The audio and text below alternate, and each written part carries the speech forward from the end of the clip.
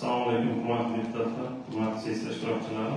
Xalq deputatlari Samarqand shahar kengashining navbatdagi 7-chaqiriq 31 sessiyasida 28 nafar deputatlardan 24 nafar ishtirok etyapti, 4 nafar uzrli sabablardan ko'ra ishtirok etolmayapti. Sessiya o'z ishini boshlash vakolatiga ega xalq deputatlari Samarqand shahar kengashining navbatdagi 7-chaqiriq xalq deputatlari shahar kengashining navbatdagi 7-chaqiriq 31 sessiyasini ochiq deb e'lon qilaman.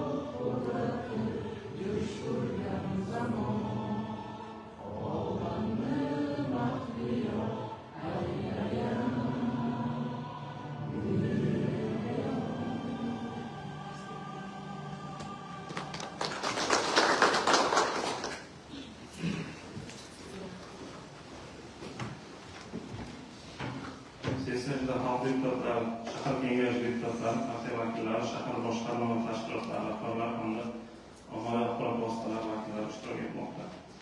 Hurmatli deputatlar, amaldagi qonunchilikka muvofiq sessiya kotibini saylab olishimiz kerak. 19-kimyogarlar saylov okrugidan saylangan xalq deputatlari shahar kengashi deputat Davron Kamoljon Oqchilbekovich sessiya kotibi etib saylash to'g'risida taklif etildi. Boshqa takliflar bormi? Bo'lmasa taklifni og'izga qo'yaman. Tasdiqlangan deputatlar huquqlarni olib berishni so'rayman. Qarshilar betaraflar. Rahmat.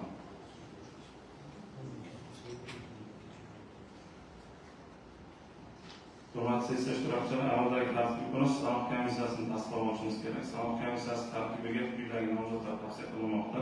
Rahmonov Bahodir Ubaydullayev sanov komissiyasi raisligiga, Qaydullayev Fazliddin Abdug'ofurovich sanov komissiyasi a'zoligiga hamda Kabirov Zafar Ahtamov sanov komissiyasi a'zoligiga. Sanov komissiyasi a'zoligi bo'yicha tarkibi bo'yicha takliflar bormi? Ma'qul bo'lsa, huquqlar olib berishni so'rayman. Qarshilar betaraf qilib Hurmatli sessiya ishtirokchilari, sessiya kundalish tartibini tasdiqlab olishimiz kerak. Kun tartibi deputatlarga va sessiya ishtirokchilariga tarqatilgan ish tartibi quyidagicha bo'ladi. Mavzular uchun 20 daqiqa, savollar uchun 3 daqiqa, ma'lumotlar uchun 3 daqiqa. Kun tartibi bo'yicha shahar kengashi doimiy komissiyalari, partiya guruhlari fikr mulohaza va takliflar berishlari mumkin. yig'ilish tartibiga qo'shimcha takliflar bormi? Takliflar bo'lmasa tasdiq berishni so'raymiz. Tarafdorlar, qarshilar, betaraflar. Rahmat. Hurmatli deputatlar, sessiya ishtirokchilari, tasdiqlangan reglamentni amal qilishlarini so'raymiz.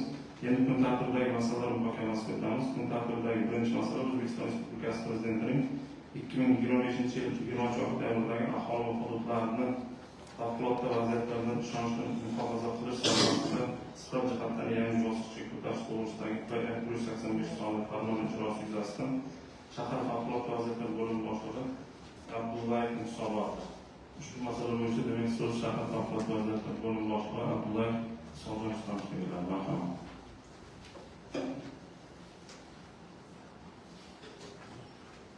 Assalomu alaykum.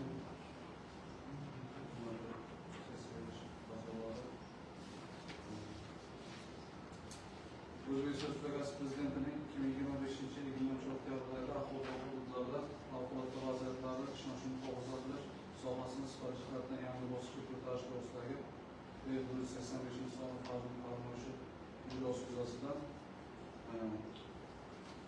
agar ruxsat bersanizlar qisqa qilsam, amalga oshirilgan ishlarimiz o'zimizga yo'l qo'yayotgan hatto kamchiliklarimiz ham bor. Bundan tashqari o'tgan sessiyada bizga yuklatilgan edi mana shu oshxonalarning masalasi. Shu ko'p qavatli uylar oldidagi to'siqlarni oldirish masalasi bo'yicha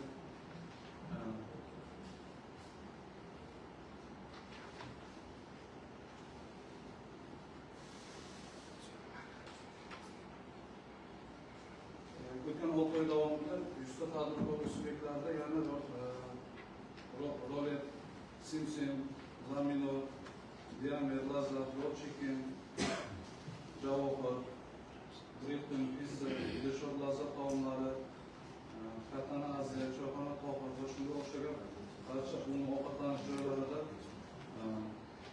hamda ushbu toifadagi obyektlarda faoliyatini vakolatli organlar xabardor etgan holatda tekshiruvlar o'tkazildi. Tekshiruvlar zamonida oshxonalarda olib boruvchi yo'llarni sun'iy to'sib qo'yishlar hamda boshqa kamchiliklar aniqlanib, joyida bartaraf etish ishlari amalga oshirildi. Bundan tashqari nosoz gaz va elektr uskunalardan yong'in chiqish xavfi ostida bo'lgan barcha elektr jihozlari va elektr gaz uskunalari 15 band bayoni tuzilib, vaqtinchalik muhrlab qo'yildi.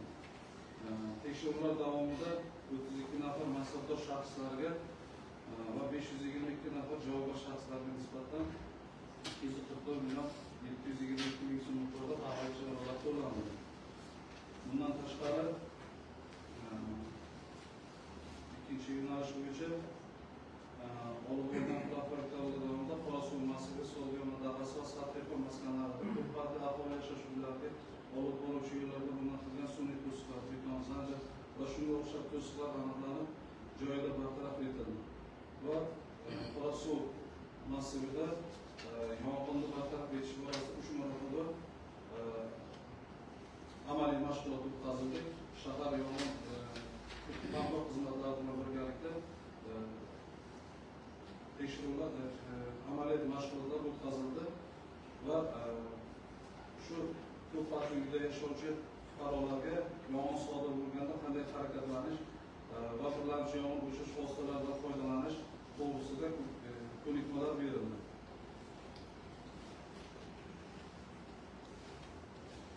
Aktivitelarga korxona va tashkilotlarda bundan tashqari juda ko'p o'ziga xos yong'inlar sodir bo'ldi.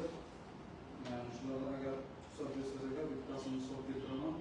Samarqand oxirgi kunlarda bo'lgan Samarqand shahri hududida sodir bo'lgan o'ziga xos yong'inlar yuzasidan 2026 yil 20-iyul kuni Samarqand shahri Chilistun NPA Afrosiyob ko'chasi 31-uyda joylashgan 14-sonli davlat maktabgacha ta'lim tashkilotida binosida o'rnatilgan konditsionerlar qisqa tutashuvi natijasida yong'in kelib chiqqan va bog'chani bitta guruh bo'limi butunlay yong'indan yonib zarar ko'rdi.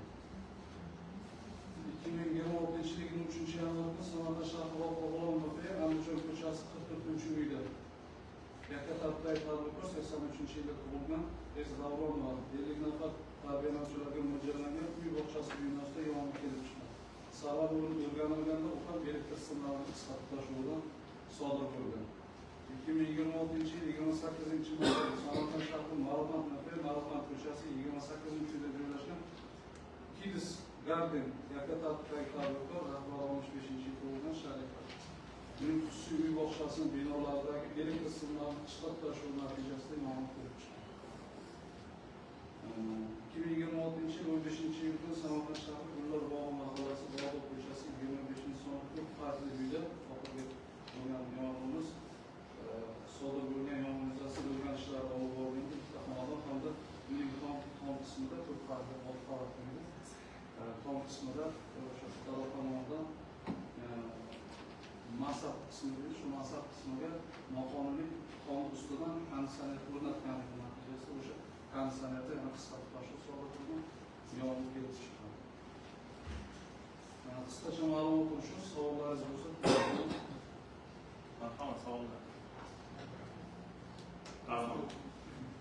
Birinchi savol oldinda bizlar bitta bo'lib to'g'ri bo'lsa-ki, turistlarga yo'ylarcha tashabbusimiz kam to'g'risi. Bizdan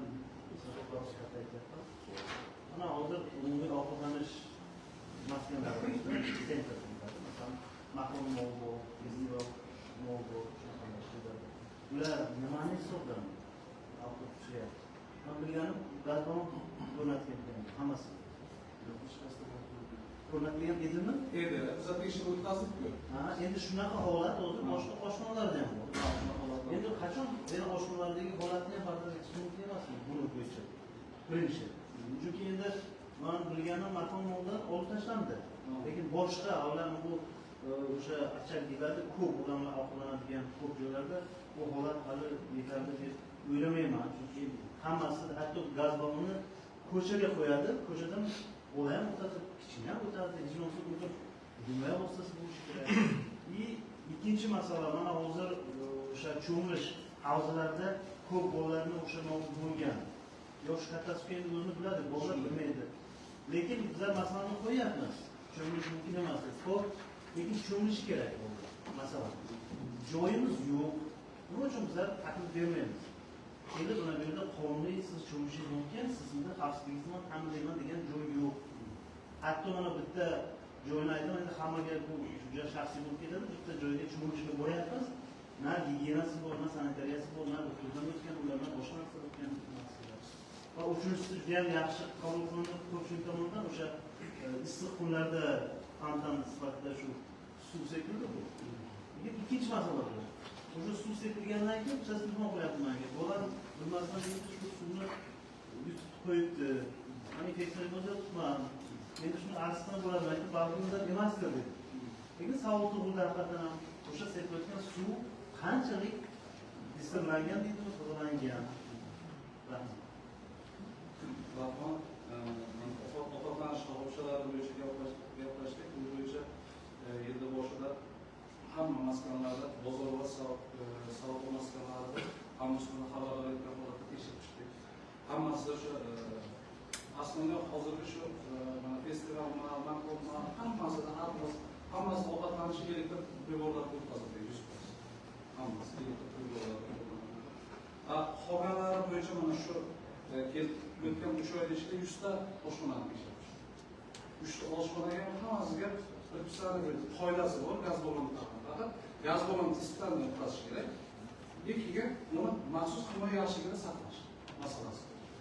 Endi oshxonalar juda ko'p, ularda ham harakat qilamiz, oxirigacha tartibga olishga hammasini. Ikkinchi masala, unda cho'milish masalasi bo'yicha aytdingiz, haqiqatan endi cho'milish nimalarimiz bor, parkda bor, stadionlarda bor. Belgilanmagan joyga cho'milma, belgilanmagan joyga cho'milma deb bizlar mana shu juda ko'p bannerlar chiqadi. To'g'ri aytyapsiz, lekin aniq bitta mana shu yerga kelib, mana shu yerda cho'milsang bo'ladi degandek yigirma tarafdan ma'lum. Lekin belgilangan joyda hozir 4 ta cho'milish joyi bo'lsa, 4 tasini hammasini ishlarini to'xtatamiz. O'zimizda mana bu aeroport haftasida maxsus sertifikat beradi ularga. O'zimiz basseynlar bor, o'sha yerda ishchilarni o'qitib, fuqaro ishlarni o'rgatadi va ularga sertifikat beradi. 22 ta odamni o'qitamiz shu yerda. Uchinchi masalasi pojarni mashinalarni suv olishi, ular borishdi, deputatlarimiz borishdi, ko'rishdi. Yoqda kelgan suvlarimiz hammasi shahar oqoz suvidan keladi. Pojar oqoz suvidan to'ldiriladi. Endi bu ko'proq nima deydi, bu rasvo suv bo'lishi qachon bo'lishi mumkin? Bu rayonlarda ko'p. Chunki ariqdan, hovuzdan shunaqa joylardan oladi. Bizda ham majbur bo'lamiz har zamonda olishga. Shunaqa joylarni. Katta yomg'irlar o'ziga xos yomg'irlar bo'lsa, bor faqat trendga qarab olmaymiz. O'sha tashkilotda agar munosib bo'lsa, suv havzasi bo'lsa, o'sha suv havzadan olamiz. Majbur olamiz, qo'yamiz, keyin kelganda o'zini ichida har bitta yomg'ir o'chish avtomobilning ichida penasi bor. Ko'pigi bor. Bir sira mana shu ko'pik bilan mashina yuvib tashlaydi. O'zini obработка qiladi. Bizda qancha shu bolalar cho'mish oqibatida avval bo'ldi shu Samarqand shahrida yo'q. Samarqand shahrimizda qayd etilmadi. Qolgan joylarda shunaqa holatlar qayd etildi. Mana kecha bo'lgan voqea Urgutda bo'lyapti. 13-yil bo'lgan. Jo'ralar bo'lyapti. Bo'lmagan joyga tushindi. Suvda kirib ketyapti, shundan yo'q haloklar. Bitta qo'shimcha qilsam, mana o'zi ko'p ayb o'zimizda bo'ladi-da. O'zimiz belgilanmagan joyda cho'milishga o'rgatamiz. O'zimiz cho'milamiz. Farzandlarimizdan ketishdan bo'ladi. Mana hozir Darg'om kanaliga borsak, yo'qdan odamlar cho'miladi. Mumkin emas. Iloji har kim borib ikkinchisi, sizdagi savolingiz bilan bog'liq bevosita shahar infrastrukturasini yaxshilash, shahar hokimligi vazifasi bilan bog'liq masala qayerlarda qilsak bo'ladi, cho'miladigan joyi yo'q bo'ladi, nihoyatda to'g'ri ekan. Mana biz oldingi cho'milib yurgan joylarni tiklash bo'yicha harakat boshlaganmiz, lekin og'ir bo'ladi. Vaqtida xususiylashtirib ketgan. Xususiy tadbirkorlarga o'tgandan keyin na o'zlari qiladi, na qiladigan birortachilik topib berishga ishlaydi. Yoki uni qaytarib olish mexanizmi endi xususiy mulk daxlsizligi bilan bog'liq qilolmaymiz. Keyingi yilda Xudo xohlasa 3 ta joyda katta shunaqangi cho'miladigan joylarni qilishimiz bor nasib bo'lsa. Bu qo'shimcha edi ularning nimasiga. Endi fursatdan foydalanib o'zimga bitta masalani kecha biz temir yo'l bo'yi va mahallalarda yurganimizda Zarafshon mahallasida yong'in bo'lganiga 2 oyni bo'lgan ekan, yong'inni joyi bartaraf qilinmagan. Shunday tozalanmagan. Pojarni qanday o'chirib ketgan bo'lsa, shu turibdi, kuyimda qilib, farzandlarimiz bor, chang ko'tarilsa cho'payapti. Sizni xotinangiz bor ekan, mana yangi tizim bo'yicha hozir mahallalarga favqulodda holatlar bo'limi ham tushdi pastga. Sizni xotinangiz bor, man kecha ularga masalani bartaraf qilish uchun bitmasa shahar rahbariyatidan kelganda aytib kelganman, shunday bo'lsa. Keyin o'zimni savolim yoki buni takliflab chiqish kerakmi deputatlarimiz bilan maslahat qilib, mana bog'chalarda hozir 3 ta misol qo'ydik. 3 ta misol ham elektr simlarini istab tutashuvdan kelib chiqqan. Elektr tutashuvdan kelib chiqqan ekan, xo'p mayli. Bu o'chirmagan, parol qaramagan, zapas qaramagan bitta masala. Lekin o'sha montaj qilish bilan ham bog'liq joyi bor-da, mana 14-bog'chaga borganda gaplashdik. O'sha nimasini ko'tarib qo'yadi avtomatini. Uni elektriklar qilganda, davlat hisobidan bo'lyapti. Mana shunda ularga ham javobgarlik. Deputat zo'r bor, loyihachi bor. Loyihachi qilgandan keyin quruvchi bor. Quruvchi agar loyiha doirasida qilganman deb loyihada o'sha narsani ko'proq qilgan bo'lsa, o'zi balki javobgar bo'lishimiz kerak. Mana hozir 130 millioncha atrofida nima aniqlangan? Zarar deymiz. O'sha tiklash uchun shuncha mablag' ketdi. Biz hozir tezkor uni mahalliy byudjetdan beramiz. Lekin baribir byudjetni joylarga qo'yib qo'yishimiz kerak. Amaldagi qoida bo'yicha agar boramiz desak, yetib borolmaymiz. Sud orqali yo'l. Shuning uchun balki bir tahlil qilib kiritsangiz, biz ham deputatlar bilan maslahatlashamiz. Qonun tartibot tashabbus hisobiga yubordi.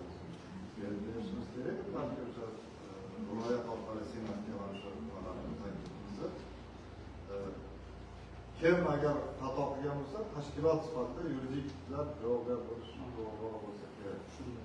Avtomatini 10lik qo'yish o'rniga 20lik qo'yadi. Sim erib ketsa ham avtomat tashlanadi. Uni ham kimdir ko'p qo'yib bergan.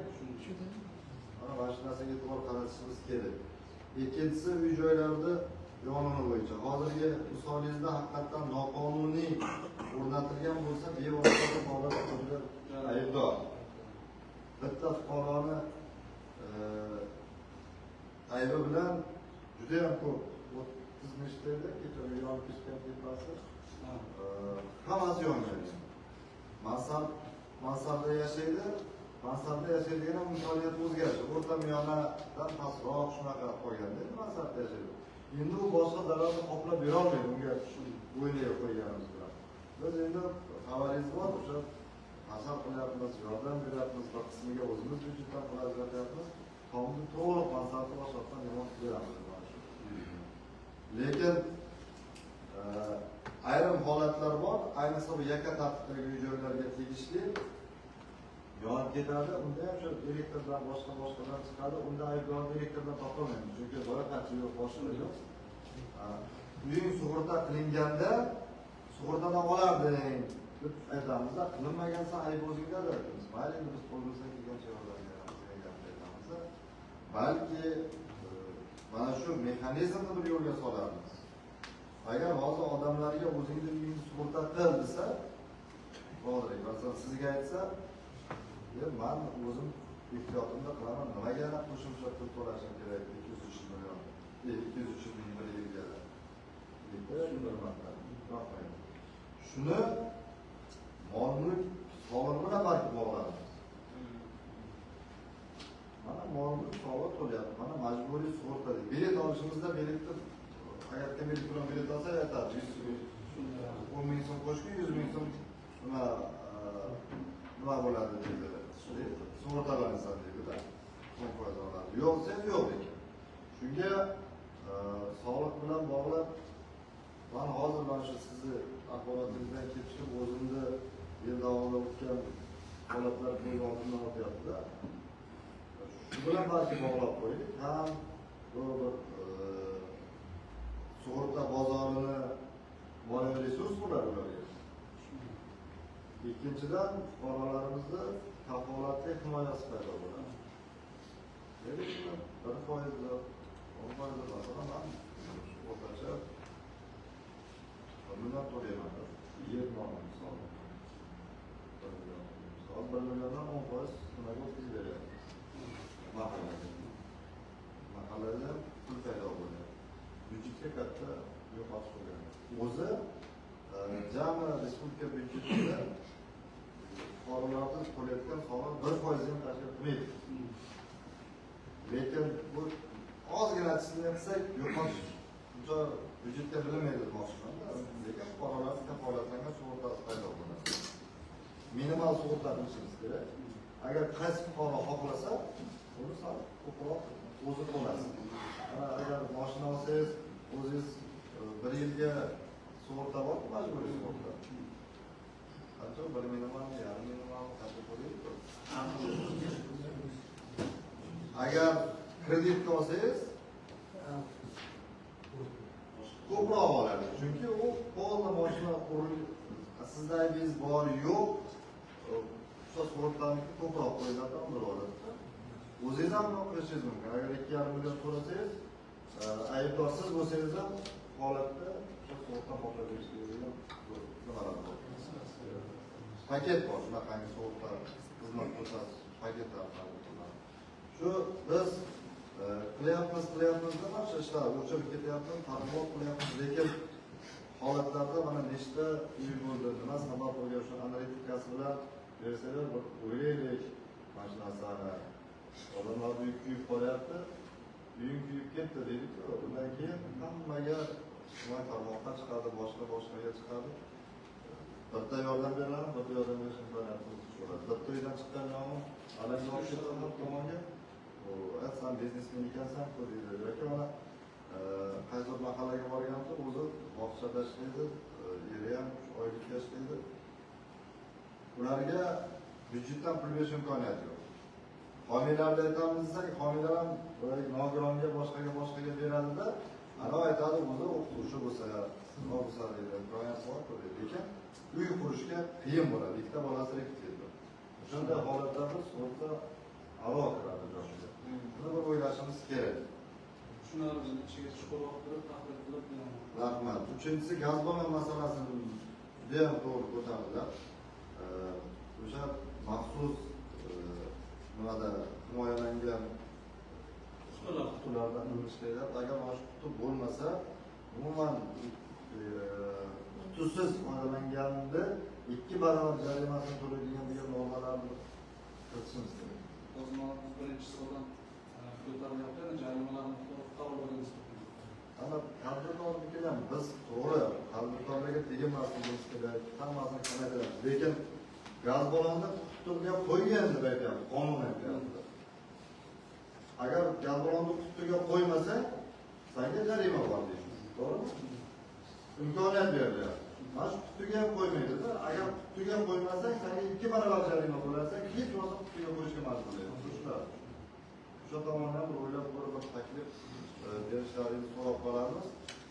Keyin o'sha o'tkazayotganimiz ham ko'proq trotuarga qo'ygan shashlik tadbirlarga va e'tibor qaratishga iltimos qilgandim. Lekin menga afsus bo'lsinki, hali asosiy ko'chalarimizda bor. Trotuar kichkina joylarda bor. O'zingiz shahar hududimiz bor. Shunga yarasha trotuarlarimiz ham bor. Mana shu trotuarda odam ko'proq o'tadi, turistlar ham ko'proq o'tadi. Menga afsus bo'lsa, aynan mana shu trotuarga yana chiqargan shashlik qo'ralarini qo'yib qo'yadi. Yarim metr joy qoladi. O'zingiz yonbosh o'tishingiz kerak. Endi bitta kaylaskali bola bilan o'tishni to'xtatasiz. Mana shu jihatlarga ayovsiz kurashda davom ettirish maqsadga muvofiq bo'ladi. Shunlarni yo'l ishlarini kuchaytiramiz. 91 559 93 kun. Rahmat, aralashgan savollar bormi? Rahmat. Savol bo'lmasa, mazkur masala bo'yicha so'z Xalq deputatlar shahar kengashining agrar qurilish kanal sohalar, ekologiya, sanoat va transport masalalari bo'yicha doimiy komissiya raisi Bagirov Mas'ud Musaevga beriladi. Assalomu alaykum.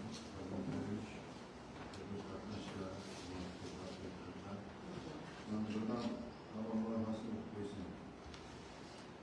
Aholi va hududlarning favqulodda vaziyatlardan ishonchli muhofaza qilish, yong'in xavfsizligini ta'minlash hamda profilaktika tadbirlarini yanada kuchaytirish. Shahardagi 197 ta mahallani xalq indikatori asosida toifalarga ajratish va hamda davlat inspektorlarini biriktirish orqali manzilli profilaktika tizimini takomillashtirish. Yoz mavsumida kuzatilayotgan anormal issiq havo sharoitini inobatga olgan holda yong'in xavfi yuqori bo'lgan hududlar, ijtimoiy soha obyektlari, bozorlar, ko'p qavatli uy-joylar va quruq o'txonalar mavjud maydonlarda profilaktik hamda nazorat tadbirlarini kuchaytirish. Qizil va sariq toifaga kiritilgan mahallalarda xavf omillarini bartaraf etish bo'yicha alohida chora-tadbirlarni amalga oshirish. Korxona va tashkilotlarda yong'in xavfsizligi talablariga rioya etish ustidan nazoratni kuchaytirish, aniqlangan kamchiliklarni bartaraf etish, mutasaddi tashkilotlar bilan hamkorlikni kengaytirish. Gaz va elektr uskunalaridan xavfsiz foydalanish, is gazdan zaharlanish hamda boshqa favqulodda vaziyatlarning oldini olish bo'yicha aholi o'rtasida targ'ibot va profilaktika ishlarini tizimli davom ettirish.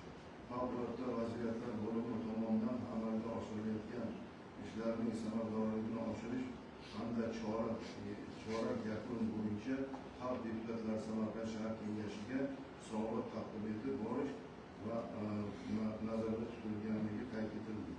doimiy komissiya tomonidan favqulodda vaziyatlar bo'limi faoliyati natijasida 2025 yilning mos davriga nisbatan yong'inlar sonining kamayganligi, yong'inlar oqibatida fuqarolarning halok bo'lishi va tan jarohati olishi holatlari qayd etilmaganligi ijobiy baholandi. Shu bilan birga ayrim korxona va tashkilotlarda yong'in xavfsizligi qoidalariga to'liq rioya etilmayotgani, gaz va elektr uskunalardan foydalanishdagi kamchiliklarni bartaraf etish, favqulodda vaziyatlarning oldini olish bo'yicha profilaktika va tushuntirish ishlarini yanada kuchaytirish zarurligi ta'kidlandi. Shu bilan shuni hozirgi chiqishlarini, hisobotlarni tasdiqlashlaringizni so'rayman. Sholdurmat mazkur masala bo'yicha qaror loyihasi sizlarga tarqatilgan, bildirilgan fikr va mulohazalar hamda takliflarni qo'shgan holatda ushbu qaror loyihasi tasdiqlansin degan taklifga qo'shilgan deputatlar qo'l ko'tarib tasdiq berishini so'raymiz. Qarshilar betaraf qoldi. Rahmat. Kun tartibidagi ikkinchi masala O'zbekiston Respublikasi Prezidentining Samarqand shahar qabulxonasi mudiri o'rinbosari Toshnazarovning Samarqand shahridagi davlat organlari, tashkilot va korxona rahbarlarining aholi murojaatlari va muammolari bilan ishlash holati yuzasidan axborot. Ushbu masala bo'yicha so'z O'zbekiston Respublikasi Prezidentining Samarqand shahar qabulxonasi mudiri o'rinbosari Toshnazarov Sodiqjon Saidovichga beriladi. Marhamat.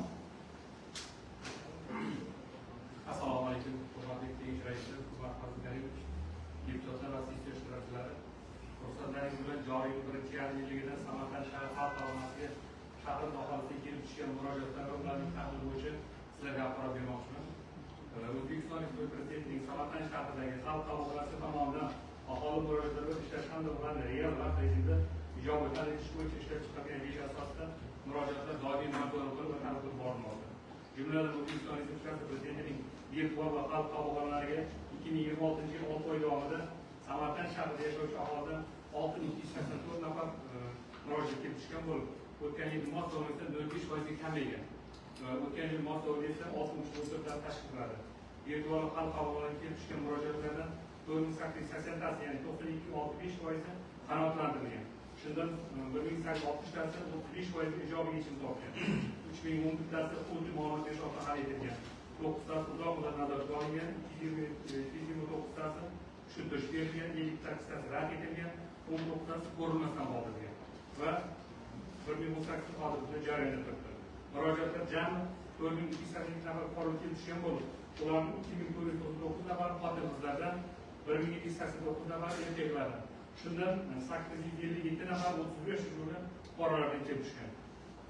Murojaatchilarning 376 nafari 310 marta, 14 nafari 25 marta, 4 nafar 25 marta ortiq murojaatlar qilgan.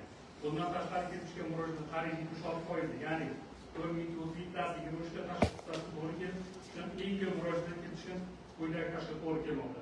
Birinchisi shahar ichki ishlar bo'limiga 472 ta, shahar inson ijtimoiy xizmat markaziga 403 ta, shahar hokimligiga 300 ta, Majburiy ijro byuro Samarqand shahar bo'limiga 279 ta, shahar elektr ta'minot korxonasiga 238 ta, shahar prokuraturasiga 228 ta, shahar oila va xotin-qizlar bo'limiga 210 ta, shahar qurilish va uy-joy ta'minot bo'limiga 192 ta, shahar tibbiyot birlashmasiga 129 ta, mahalla uyushmasi Samarqand shahar bo'limiga 133 ta tashkil qiladi.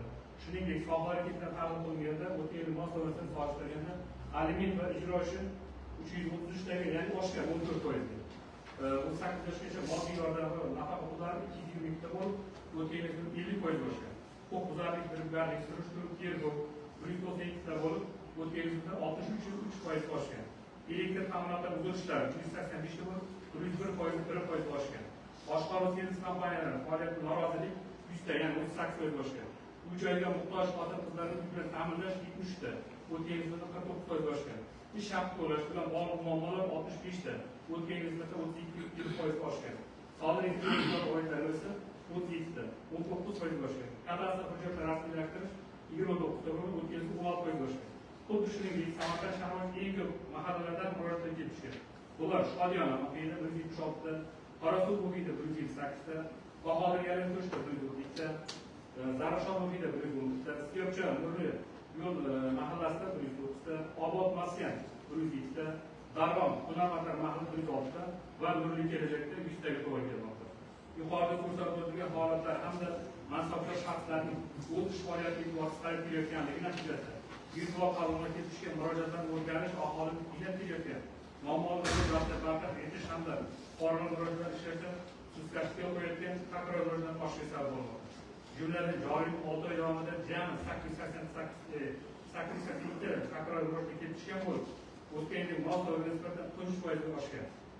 O'tgan yil mos doirada 506 dan tashkil etilgan. Prokuror murojaatlarning eng ko'pi Qorasuvda 31 ta, Siyobsho mahallasida 28 ta, Shodiyona mahallada 24 ta, Obod maskanda 23 ta, Nurli kelajak 21 ta, Bahodir yo'lda 7 ta, Ilmobod 16 ta, Hunarmandlar mahallasi esa 15 ta tashkil etiladi. Hurmatli deputatlar, ma'lum ishtirokchilari, yuqoridagi birinchi yarim yillik ma'lumotga ko'ra O'zbekiston Respublikasi Prezidentining 2026 yil 1-apreldagi To'g'ri soliq farmoni tasdiqlangan aholi bilan murojaatlar tizimini samarali tashkil qilish bo'yicha qo'shimcha chora-tadbirlar to'g'risidagi farmonning 4-mod 13 qismi asoslanib, xalq deputatlari shahar kengashida birinchi yarim yilda yuqorida qayd etilgan sohalar eng ko'p murojaatlar bo'yicha mazkur axborotlar ijtimoiy shaxslarning murojaatlarini o'rganish jarayonida aniqlangan qonun buzilish holatlarini xalq deputatlari shahar kengashi sessiyasida muhokama qilib, axborotlar ko'rsatilgan qurilish va uy-joy qamal xo'jaligi bo'limi, shahar elektr korxonasi, majburiy ijro byurosi shahar bo'limi, mahallalar uyushmasi shahar bo'limi hamda kommunal statusi bandlik bo'limi rahbarlarining hisobotini eshitsak maqsad qilmoqchi bo'ladi. E'tiborlaringizni rahmat. Marhamat, savollar.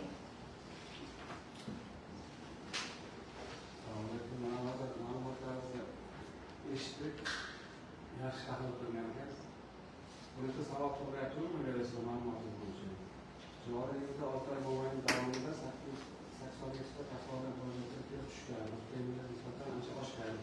43% ga oshibdi degan ma'lumot keltirildi. Endi savol oshishga bu tahlil qilinmadi. Shu 87 ta murojaat takroriy yana bo'lyapti. Buni sababi nima?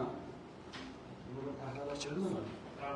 O'rinli savol, sabablarni keltirib o'tdim, yuqorida sanalib o'sha murojaat. O'shalar ichiga tushadi, hozir egalariga so'z beramiz, juda tashkil qilingan. Bu yerda mahallalar kesimida, ayniqsa Qorasuvda tahlil bor, qayg bor. 51 nafar, Siyobsho 28 ta, qayg'ular deyman, yozgan o'shalar. Takror murojaat. Qorasuvda bizlar bilasizlar, aholi ketgan murojaatlar. Yana masalan kesimda gaplar to'g'rimi? Vayma yuqorida sanalgan tashkilotlarimiz o'shalar hisobida bo'lgan. Joriy murojaatlarda qaysi sohaga ko'proq savol bermoqchi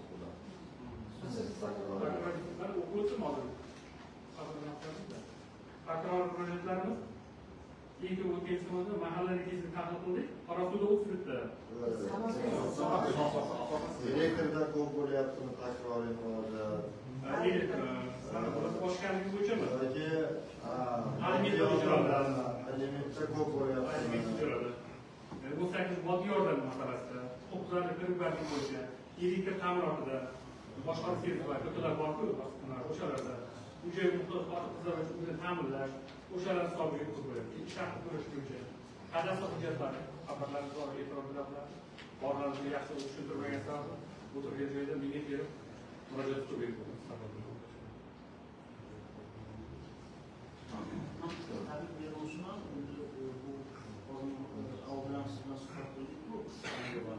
hozir bu savolni bergani ham voqea shundaki, takroriy murojaatlarni ko'payishiga sabab nima bo'lyapti? Shu muddati tashkilotlar ijro qilmayaptimi yoki bunday bo'lgan ehtiyoj ko'payyapti? Masalan, bizlar ham endi xalq vakillarida bizlarga murojaatlar ko'p bo'ladi. Taklif sifatida agar shu vaziyatni korreksiya ruxsat bersangiz, ba'zi xalqni raisiz hamkorlik qilsakda bizlarga ham murojaat bo'ladi. Bizlar ham o'sha o'tgandan so'rganlikda tahlil qilib bersin. Masalan, men o'sha 3 ta hududga borgan bo'lsam, o'sha 3 ta eng ko'p murojaat elektr energiya masalasida yo'l, ya'ni obodonlashtirish bilan elektr tarmoqlariga ko'p bo'lyapti. Shuni ham tahlil qilsak, shunga nisbatan bir munosabat bildirsak, mana shu boyagi nimalar qatorida deputatlar tomonidan masalan bildirilgan murojaatlarni alohida tahlil qilsak, hamkorlik yaxshi bo'ladi deyman. Juda yaxshi oldagi takliflar, deputatlik so'rovlarini o'tsak, shuni qilsak ko'proq tashkilotlarimizga joylar bor,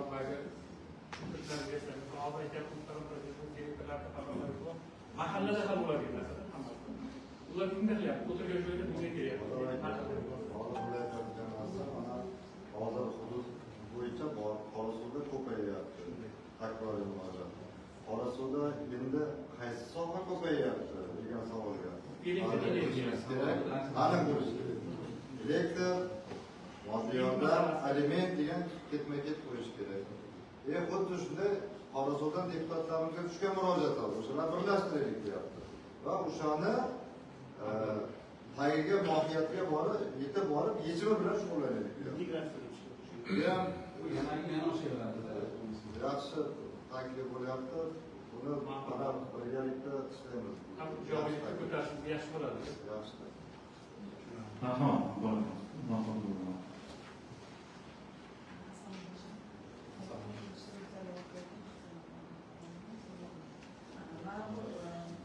Shu sizlar xalq qabulxonalaringizga norozi murojaatlar bo'ladida. Bitta bir ayol shu erkak qayta murojaat qilaveradi, uni murojaatlari noto'g'ri. Ya ta'lim sohasida, ya tibbiyot sohasida, ya boshqa bir sohada. Uni berib turasizlarda, lekin o'shani jo'nataverasiz, boshqa joyga jo'nataverasizda, o'sha meditsina sohasiga, ta'lim sohasiga, tashkilot rahbarlariga o'shani bilib turib noto'g'riligini qanday choralar ko'rasiz? Rahmat, savolingiz bu qora o'z murojaat qilmaydi, hamma to'g'ri emas, qorani haqli ko'rsatyapti. Buni murojaatiga e'tibor qilmaganligi, tashkilotga bo'lyapti, u qo'polmasda bo'layotganligi sababli agar qora bu yerda tushuntirib, ularga mohiyatni tushuntirib o'tkazilmaydi, u shu jon o'tgan uchun qaytaryapti. Bu noto'g'ri.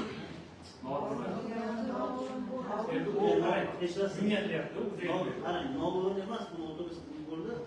Asossiz murojaat. Argument yo'q. Masalan, huzurda Qazilkarim rais o'zlariga mana shunaqa holat bo'ldi. Bizlarga kerak buni ommaviy axborotlarga. Murojaatni bizlar ijobiy qilishimiz kerak. Menga ariza berib bo'lgan bir odam aytibdiki, mana shu falon bolnitsani dedik, kattasiga mendan pul so'radi dedi. Necha pul so'radi dedi? 50 ming so'm. Bu 50 ming so'm birinchidan uni qonuniy emas yo'q. Men aytdim, qay inobatga olib qo'ying. Lekin u shunaqa nima ekanki, davlat prokuraturagacha borgan. Falon joyga, falon gazetaga, falon odamga murojaat qildim, murojaatga e'tiborsiz qoldirdi.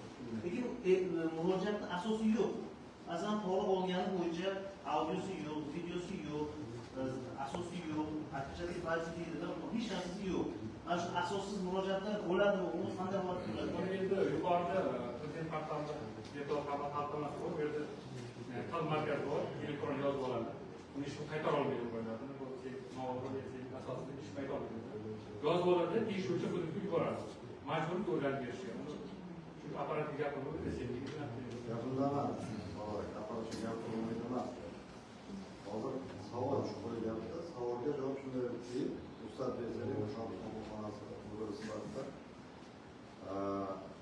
asossiz yoki siz nima deyapsiz? Noo'rin degan murojaatda xalq qabulxonasi sarala olmaydi.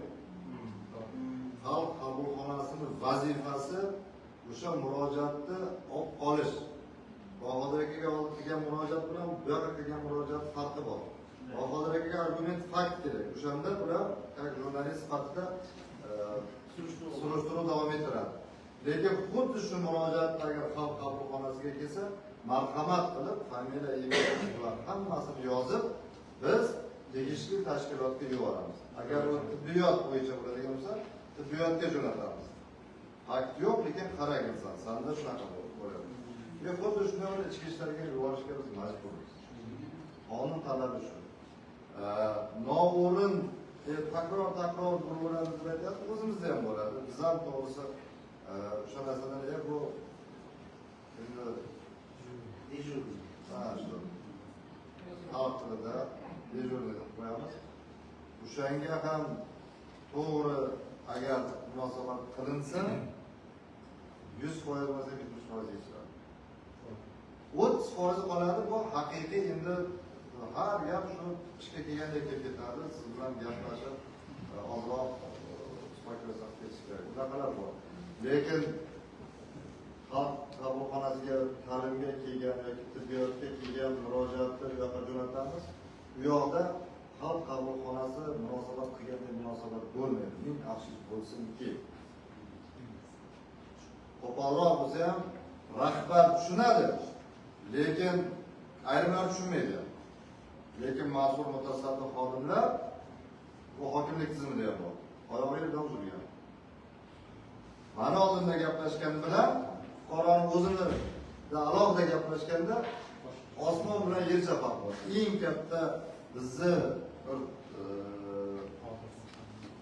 illatga aylanib qolgan narsamiz shu. Noto'g'ri narsa. O'zgartira olmayapmiz hali. Xalqchil davlat xizmatini shakllantira olmayapmiz. Shuning uchun sizdan shunaqangi savol paydo bo'lgan.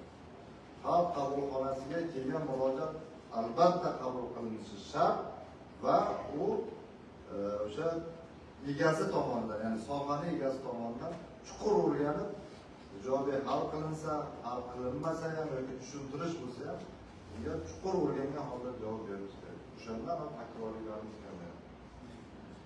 Ikki qator gap bilan javob xati bilan murojaatchiga sizni nimangiz ko'rib chiqildi va belgilangan tartibda nazoratga olindi, dasturga kiritildi, qachonki bo'ladi. Bunaqa javob bilan qanaqa qilib fuqaro qabul qiladi? Yana paxtor yozadi, yana paxtor yozadi. O'sha bilan bir marta xodimni ko'rishsin. Men uzr so'rayman o'zingga vaqt qolsin. Ikkinchi marta rahbarni o'zi gaplashsin. Shu bilan akamidi, opamidi, to'g'ri, mana hamma narsani qilib bera olmaymiz. Lekin bo'lyapti-ku, mana bu misollar bilan keltirib sohasida qilingan ishlar. Sizni nimangizga mana shunday yetib boramiz. Sizdan ahvoli yomon joylar bor. Shundan boshlaganimizda tushunadi. Lekin ularga tushuntirishga qanoat qilmaymiz. Mana bizga o'sha uchun hozirgi savollar paydo bo'lishga vaziyat shu taqozo qiladi. Kasb joyida mahallaga borsa, mahalla yettilikda urinmas, kelsin, xalq qabulxonasiga kelsin, prezident portaliga, virtual qabulxonaga qilmasdan to'g'ridan to'g'ri xalq qabulxonamizga keladi. Mahallada bo'lmaganligi uchun, mahallani o'zi agar yechilganda siz bilan biz kerak emas. Mahallani o'rgatishimiz kerak hali. Mahalla yangi institut. Unda ham to shakllanaman deguncha malakali mutaxassislar vaqt kerak. Ularda ham hali bor degan bor. O'sha mahallani ham o'rgatishimiz kerak. Mana mahalla kesimida, soha kesimida tanbehni qilib, mahalla deputatlar va soha egalari bilan tahlil qilib yechim qilaylik. O'z navbatida kamayadi. Lekin o'shanga ham sabr izlamaydi. Savol. Rahmat, savollar bor.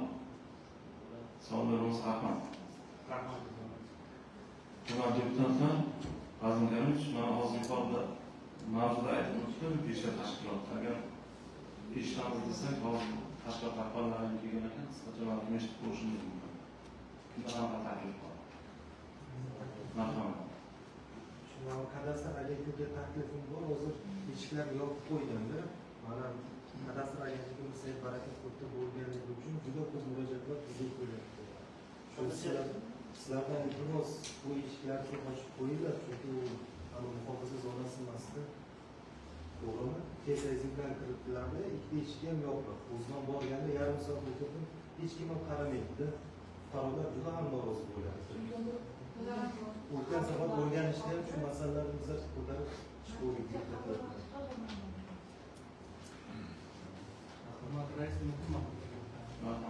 Hatta to'g'ri yoddan chiqib aytaman, elektrik uchun juda ko'p fuqarolar kelyapti-da. Albatta telefon olmaydi, onasini ko'tarmaydi, oxirgi kelishga majbur bo'lyapti. Kuniga 10-15 ta fuqarolar keladi bizlarga elektrik uchun. Hech qanday telefonlarni ishlab, navbat qilib qo'ysangiz, sarson bo'lmaydi. 5 kun 10 kun sarflab keladi, yana taksiya berishmaydi. O'rtada o'tib olishmi? Transport tizimini olyapti. Biz telefon qilamiz, boshqarma bilan bu ishlaydi. Oqibatda va sansalar. Telefon ishlab tursa, hech bo'lsa, qarshi bajar bo'ladi bo'lsa, mana bu soatga ishlamaydi. Faqat hududlarda o'ziga ishlanib bo'ldi. Dispetcherda ko'rganda ko'rsatadi. Murojaat shunchalik ko'p bo'ladi, katta telefonda 5 ta yo'nalishi bor. To o'sha 5-chi olam navbat kelguncha ko'taradi. Mana shu norozilik ko'taradi. Bo'lmasa, kechirasiz men. Agar ona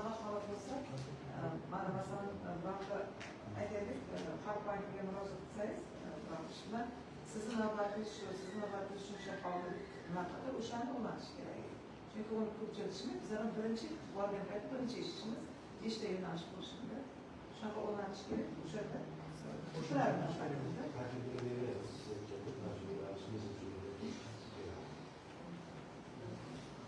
Rahmat. Sizdan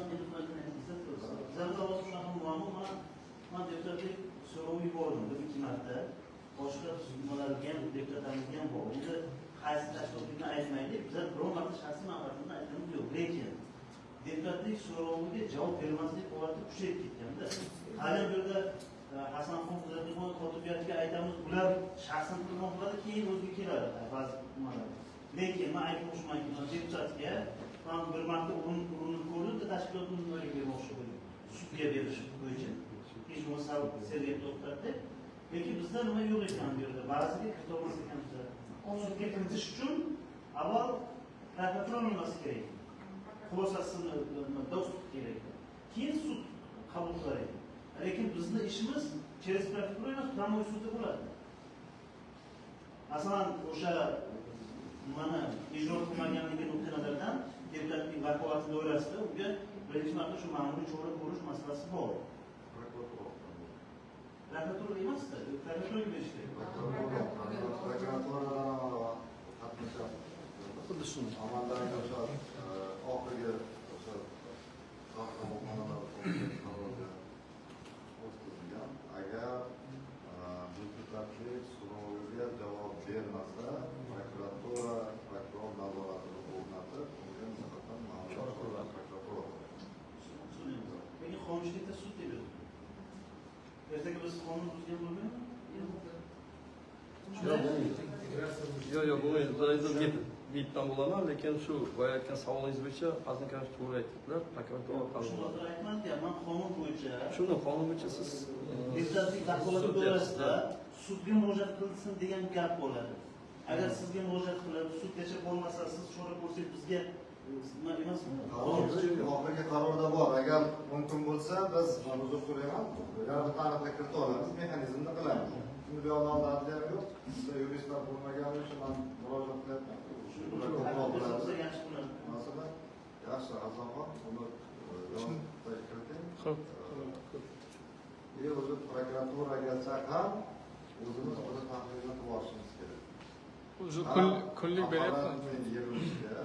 Ya'ni seshanba kuniga deputatlik so'rovi nechta qaysi tashkilotga yuborilgan, nechtasi ijrosi qilindi, nechtasi qilinmadi. Mana shu tashkilotlar tizimida so'rovchi bo'lishi kerak. Hozir bu bevosita murojaat bilan bog'liq bo'lganligi uchun hozir aytib ketaman. Ikkinchisi, deputatlik so'roviga javob berdi. Endi mana shu deputatlik so'roviga javobni sifati qanaqa? Mana shu bo'yicha. Masalan, yana shu aytaylik, misol uchun aytaylik, elektr energiya bo'yicha bo'lsin. Deputatlik so'rovini ko'rib chiqamiz, shu mahalla bo'yicha murojaatingizni belgilangan tartibda qilamiz deb javob bergan bo'lsa, u bo'ladi. Aynan hal qila olmasa ham detalli berish kerak. Analiz, tahlil deputat uni olgandan keyin o'sha fuqarolariga aniq elektrda xodimi sifatida ishontirib yo'ntirish kerak ular. Yo hal bo'lish kerak, yo qachon hal bo'lish kerakligi haqida aniq yozib berishimiz kerak. Ayrim masalalar bor. Конечно, bartaraf qiladi boshqa. Mana misol elektrda aytaman, boshqa tashkilotlar yo'q. Bu mana shu bizni apparat yig'ilishimizdagi muhokamalarda tashkilotlarni hammasi o'shanga yetib boradi. Prokuraturaga borguncha biz ijro hokimiyati ham bilsa, shuni qaysi tashkilot o'sha deputatlarga, deputatlik so'roviga seryozni, ya'ni jiddiy yo'nalish qilmayotgan bo'lsa, biz chorasini ko'rib olamiz. Hurmatli deputatlar, demak, hozir mavzuda aytilgan 5 ta tashkilot rahbarlarini eshitamizmi yo'qmi? Shartmi shart emas. Agar nima bo'ladigan bo'lsa, mana hozir kelishdikki mavzu so'rayman, vaqt nuqtai nazaridan hozir bizga xalq qabulxona o'rinbosari aniq aytib berdi. Qaysi soha, qaysi mahalla, lekin sohalarni takrorlab o'tkamaydi. Uni elektrda ko'p deb aytyapti murojaat. Va muloqotimizda asosiy sabablardan biri ana shu telefonni olmaydi. Telefonni olmasligiga javob ham berdi. Taklif ham bo'ldi mana shu aytyapti misolda. O'sha zamonaviyga o'tishimiz kerak. Odamlarga bitta qulog'iga yoqadigan muzikani qo'yib qo'yib, sizni raqamingiz 5-o'chirib, navbat 4-chi, 3-chi bo'lib keldi. Bu bitta. Ikkinchisi, mana anomal qishki kelganda sovuq paytda qo'shimcha nomer bilan qo'shimcha xodim qo'yiladi. Mana kechagi kunlarda zarurat bor. 2 barobar nima deydi? Rekord yangilandi deb aytdik. O'sha paytda 2 barobar murojaat ko'paygandan keyin iste'molimiz 2 barobarga oshdi, iste'molimiz murojaat 2 barobarga oshdi tabiiy. O'shanda telefonga javob beradiganlar 2 barobar ko'paytirish shart. 10 kunlik, 15 kunlik bu aksiyaga o'xshagan narsa. Shunga hammasini o'zlari sal boshqarishlari kerak. Uni ham tozalab aytib o'tish kerak emas. Bu so'rash aytaman. Bu qolgan sohalarni ham keyingi nimalarda bitta murojaatlar bilan bog'lab, balki ularni aniq eshitsak, o'shanda menimcha maqsadga muvofiq bo'ladi. Eng ko'p bo'lgan murojaat tashkiloti takroriy murojaatlar. Natijali bo'ladi. Rahmat. Yana shu masala bo'yicha so'z Xalq deputatlari shahar kengashining korrupsiyaga qarshi kurashish va xavfsizlik masalalari bo'yicha doimiy komissiya raisi Sultonov Abdulkamovga beriladi. Rahmat.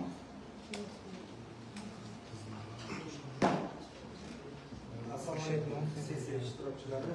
Korrupsiyaga qarshi kurash va xavfsizlik masalalari bo'yicha doimiy komissiyasi tomonidan O'zbekiston Respublikasi Prezidenti Samarqand shahar xalq qabulxonasi mudiri o'rinbosari Toshnazarovning Samarqand shahridagi davlat organlari, tashkilot va korxona rahbarlarining aholi murojaatlari va muammolari bilan ishlash holati yuzasidan axboroti hamda mazkur masala bo'yicha tayyorlangan xalq deputatlari Samarqand shahar kengashi qarori loyihasi atroflicha ko'rib chiqildi.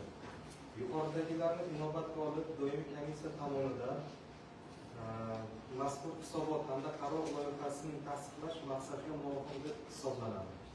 E'tiborlaringiz uchun rahmat.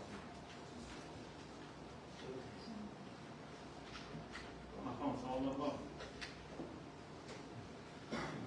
Savollar bo'lmasa rahmat.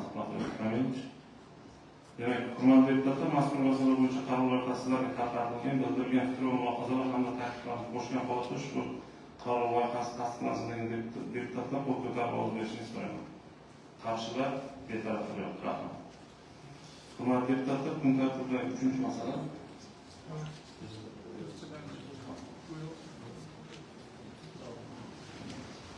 Demak, 3-masala Davlat kadastr palatasining Samarqand shahar filiali boshlig'i Aminovning 2026-yil yakuni bilan amalga oshirgan ishlar to'g'risidagi hisoboti. Demak, so'z Bahriddin Sunnatovga beriladi. Marhamat.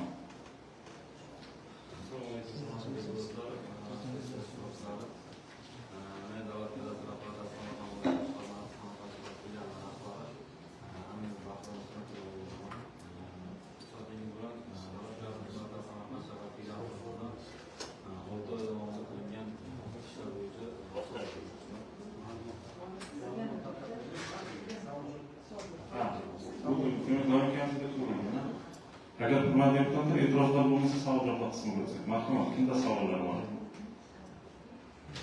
Marhamat.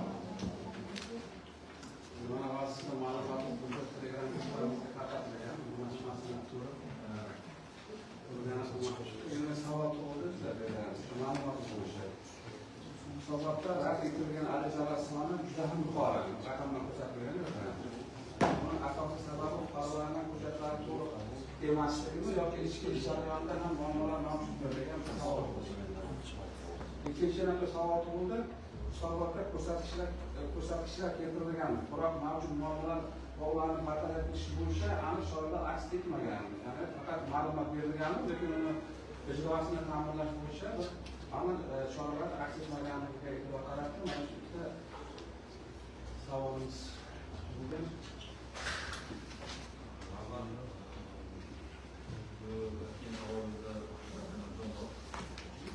Sababi kadastr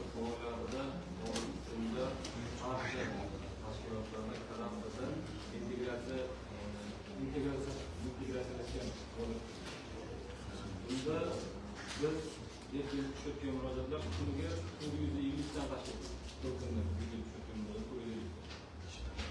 Ichki tizimda ham muammolar borligi bizga axborot tizimida bitta ariza 35 marta jarayonni 35 ta shakl o'zimizda 35 ta qadamda yakunlanadi. Ya'ni filialda rahbaridan boshlab to respublikagacha bu ariza borib qaytib keladi. Shuni evaziga jarayonda muddat o'tkazmaslik uchun, chora olmaslik uchun rad qilishga majbur bo'lgan holatlar bor. Bundan tashqari fuqarolar tomonidan tegishli hujjatlarni ilova qilmagan holatlar bor. Eng asosiysi biz fuqaroni arizasini muddat o'tkazmaslik uchun rad qilishimiz 20% bo'ladigan bo'lsa, aksariyat 40% arizamiz fuqarolar tomonidan arizalarimiz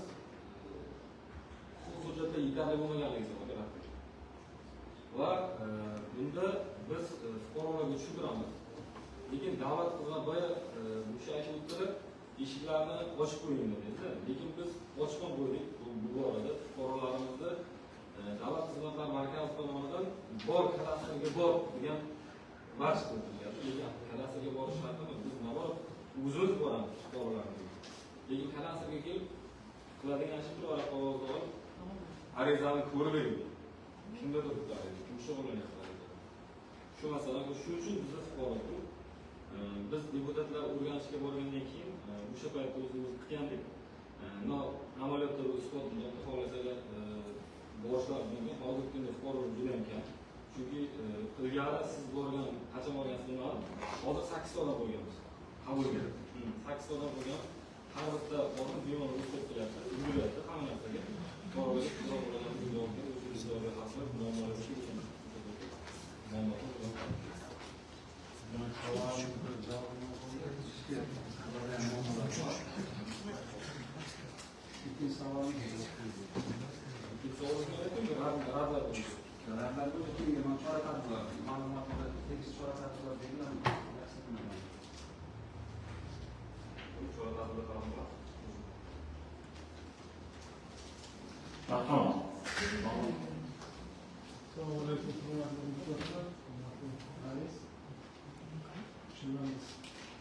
suhbatimizda ham bir masalamizni ochib qo'ygandik.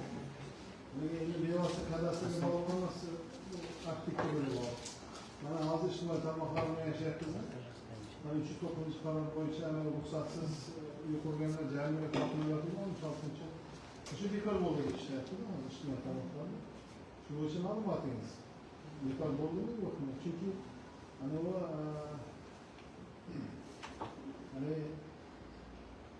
ma'muriy tartibda asoslanmagan jarimada chiqyapti-da, endi yuristlar, advokatlar chiqyapti. Bu bo'yicha endi baribir sizlar palatalaringizda qaror qabul qilgan bo'lish kerak. Birinchidan bormi yo'qmi o'sha ishtirok bekor bo'ldimi? 66 million 200 ming so'm ishtiroki bormi-ku? Ruxsatsiz savolimiz bizga bordimi? Yo'q. Arxitekturaga men savolni boshidan sizga aytdim. Kadastrga emas, arxitekturaga bog'liq. Lekin bevosita sohalaringiz bir bo'lishi biz faqat hisoblarimiz adabiyotimiz. Xo'p, emasam savolimni ikkinchisi. Shunday holatlarda fuqaro nima qilish kerak? Misol uchun kadastrga murojaat qilyapti, kadastr bermaydi, ha? Ularning qaroriga tushmaydi, noqonuniy qurilgan qarorga tushmaydi sizniki. Siz uyingizdan oldin imorat bo'lgan, buzib qurgansiz, ruxsatsiz qurgansiz. U beshinchi qaroringiz esida o'shanga tushmaydi deyapti-da. O'shanda fuqaro qanday harakat qilish kerak? Sudga berish kerak. Xo'jalik sudiga. Ma'muriy sud. Qarorli sudlar. Ma'muriy sud. Nima deb beradi? Rasmiylashtirib bering kadastrga. Shu sudsiz iloji yo'qmi uni? Agar ruxsatsiz qurgan bo'lsa, ruxsatsiz qurilgan bo'lgan biz kadastr shakllantirib bera olmaymiz. Sud agar qaror chiqarsa shakllantirib bera oladi. Assalomu alaykum. Mana hozir aytdingizki, bizda odamlar sarson bo'lishi, o'zimiz boramiz dedingiz. Har bitta maktabda o'zi qabul jarayonlari, birinchi sinfda qabul jarayonlari kadastrga bog'lab qo'ydi va ulgurmasliklaringiz 100%, chunki xodimlaringiz butun Samarqand shahriga uyma kirolmaydi. Masalan, bitta maktabda 300 ta bola qabul qilinadi, birinchi sinfga. va 300 ta aholining har bittasi kadastrga bog'lab qo'yib yashaydi, kadastr bor, hamma narsasi bor va o'sha aholining manzilidan chiqmayaptilar, mahalladan boshqa mahallalarga chiqyapti, maktablardagi va kadastrga boshqa bog'lab qo'yapti. Bu ta'limga bog'liq bo'lmayapti bizni tizimimizga. Va shu jarayonlarda sizlarda xodimlarning shaxsan o'zim ichida chiqqan barcha maktab, Samarqand shahrida 84 ta maktabda o'sha muammo va ota insonlar bilan birgalikda muammoga duch kelyapmiz. Va har bitta kadastrga 10 marta borayotgan jarayon bo'lyapti. To'g'rimi shu?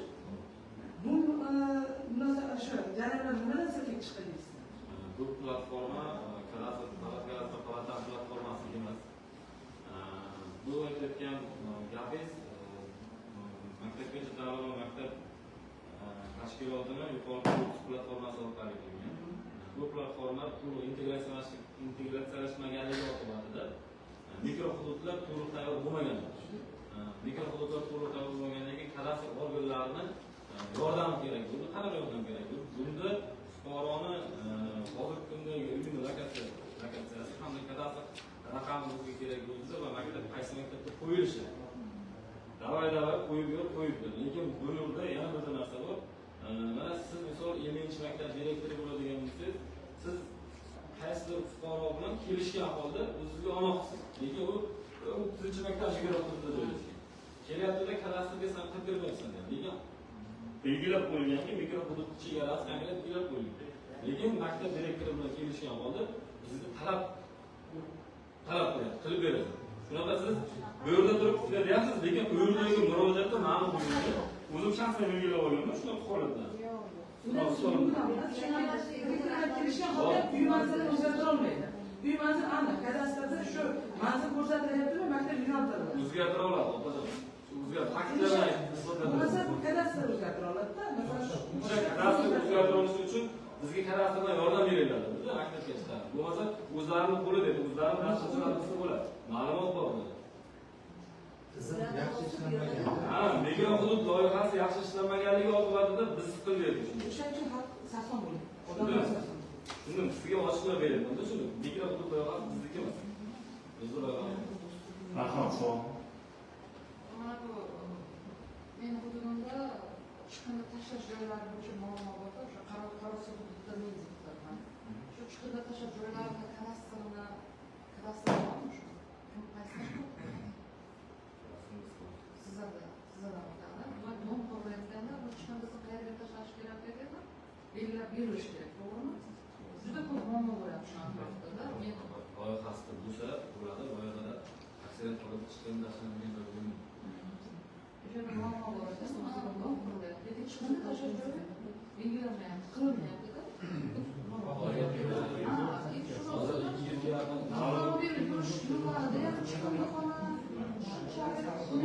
Manzarani bor qilib, yechimini qilish kerak bo'lgan.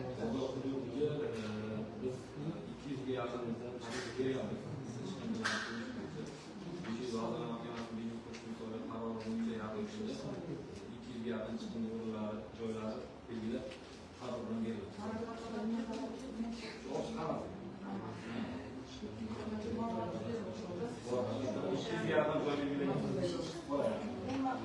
Marhamat, yana savollar bormi?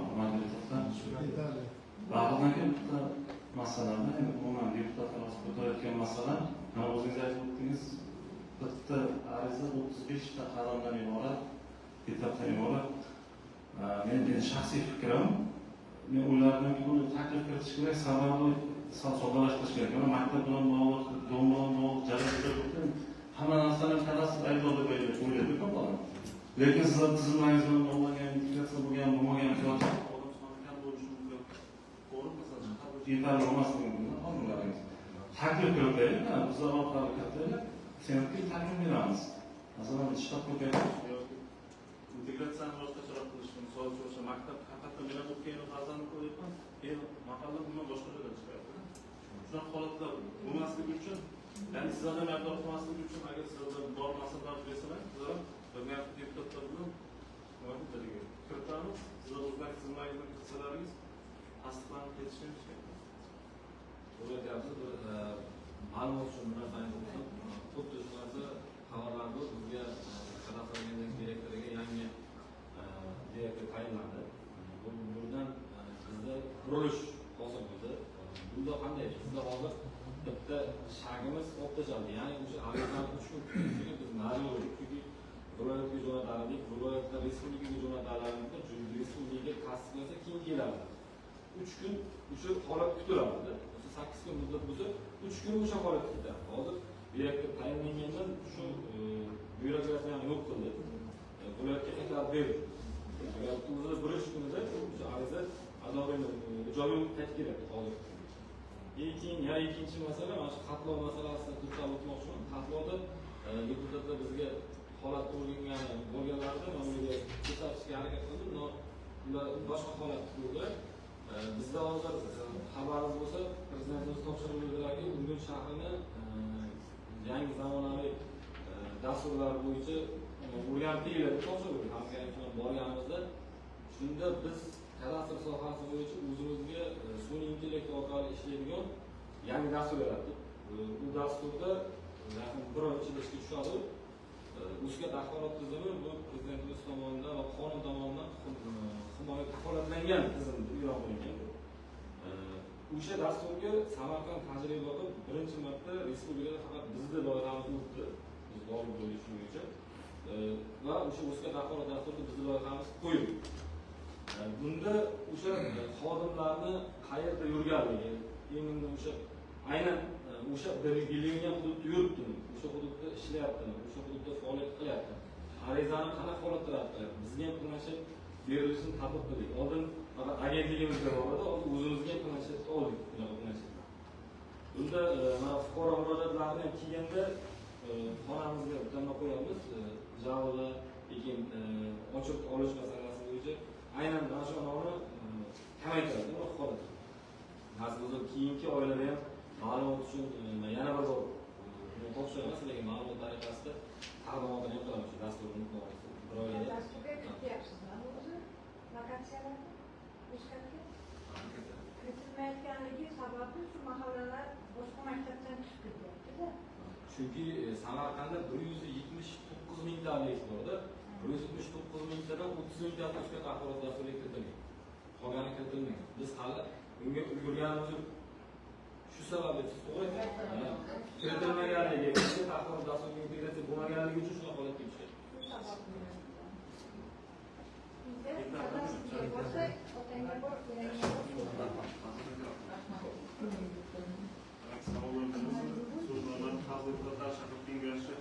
Kengashning agrar qurilish kommunal sohalar, ekologiya, sanoat va transport masalalari bo'yicha doimiy komissiya a'zosi Savdoya Yurdo'ligimizga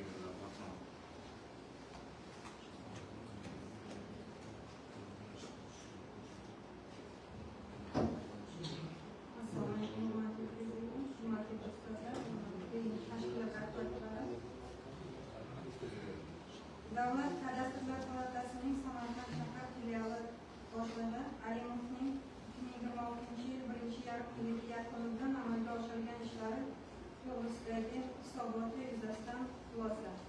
Doimiy komissiya tomonidan Davlat kadastrlari palatasining Samarqand shahar filiali boshlig'i Alimovning 2026-yil 1-yarim-yil yakunidan amalga oshirilgan ishlari to'g'risidagi hisoboti hamda mazkur masala bo'yicha tayyorlangan qaror loyihasi atroflicha ko'rib chiqildi va xulosa qilindi.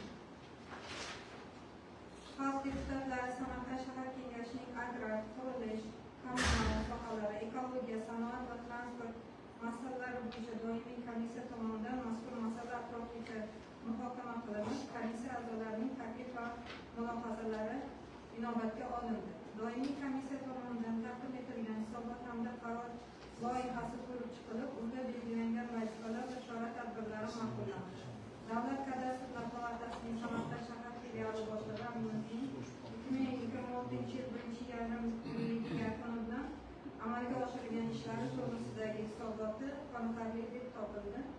Yuqoridagilarni inobatga olib, mazkur hisobot hamda qaror loyihasi yaxshi ishlab chiqarilgan, tasdiqlash maqsadga muvofiq deb hisoblanadi deb xulosa qilinadi. Hamda bizlar mana deputatlar bilan birgalikda o'tgan oy mobaynida shu kadastr holatini ko'rib, bularga xonalariga o'sha yangi takliflar, yangi loyihalarni ko'rsatgan edik.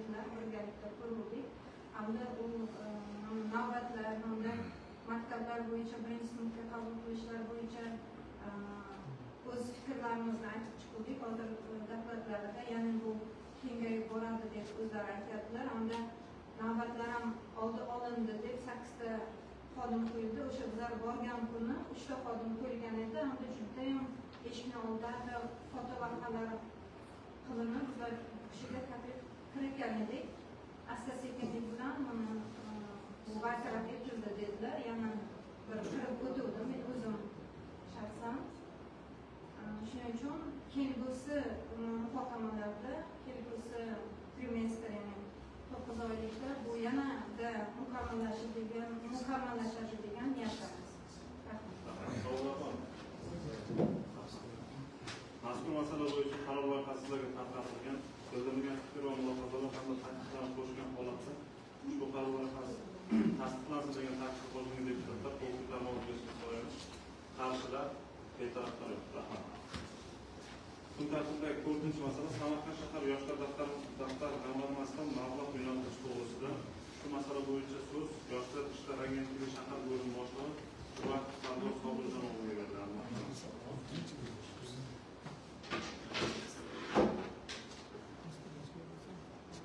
Assalomu alaykum. Hurmatli deputatlar, komissiya a'zolari.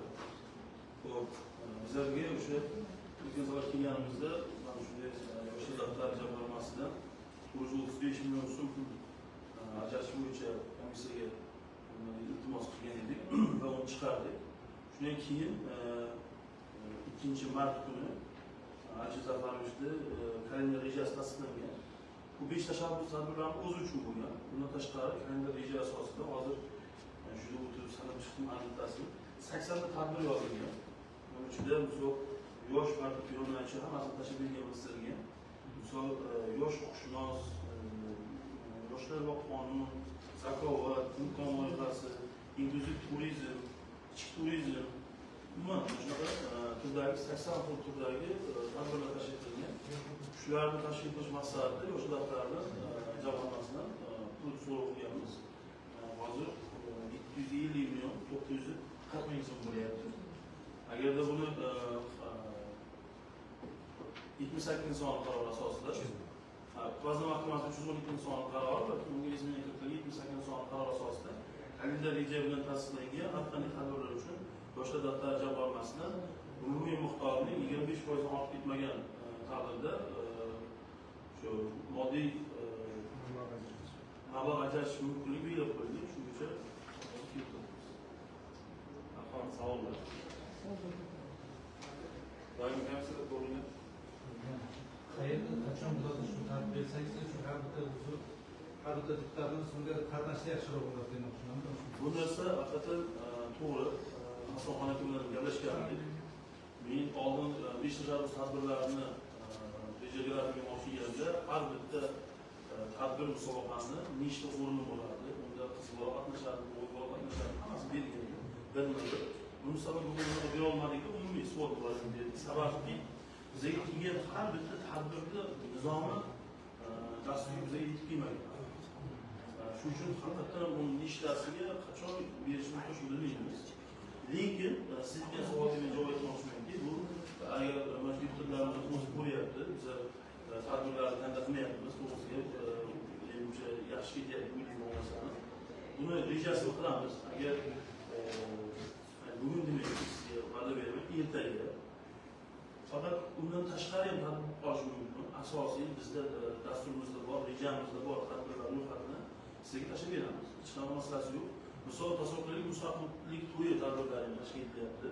Buni asosiy ijrochi sifatida misol mahalla raislari, madaniyat belgilab qo'ygan bo'lsa ham, uni asosiy ijrochilar sifatida biz qaralyapmiz. Chunki bugungi o'zida ham adashmasam mana yuksalish mahallasi tashkil qilyapti. Bugungi o'zida misol. Yana qaysi mahallada edi? Bu rejografika hokim tomonidan tasdiqlangan. Bu adashmasam sizlarga ham borgan bo'lishi kerak misol.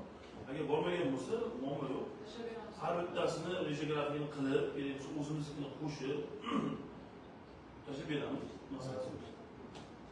Yana bir savol bor. Qarang, hozir 80 ga yaqin tadbir deyapsiz, to'g'rimi? So'rayotgan pulingiz 700 necha bo'lsa, bitta tadbirga 10 million tushyapti. Kam emasmi? Sportga umuman tadbir ko'p pul ketadi. Endi siz o'rtacha savol berganingiz Bu yerdagi hamma narsa uchun biz pul chiqarolmayapmiz. Faqat bu yana aytdim, buni hammasi uchun qilingan deb aytolmayman. Men faqatgina 25% ga yetadigan pulni uchun sovg'a olyapman. Chunki nima uchun desa, misol yoshlar oqshomi yoki misol Sovg'a uchun to'laysiz. faqat sovg'a. Misol matonat motivatsion oromgohi deb yozyapti. Yoki yashil makon dizaynlik tanlovi deyapti-ku, misol dizaynlik tanlovida necha kishi qatnashishi, nechta o'rin bo'lishi, men nechta sovg'a berishim kerakligini ham bilmayman-da, to'g'risi.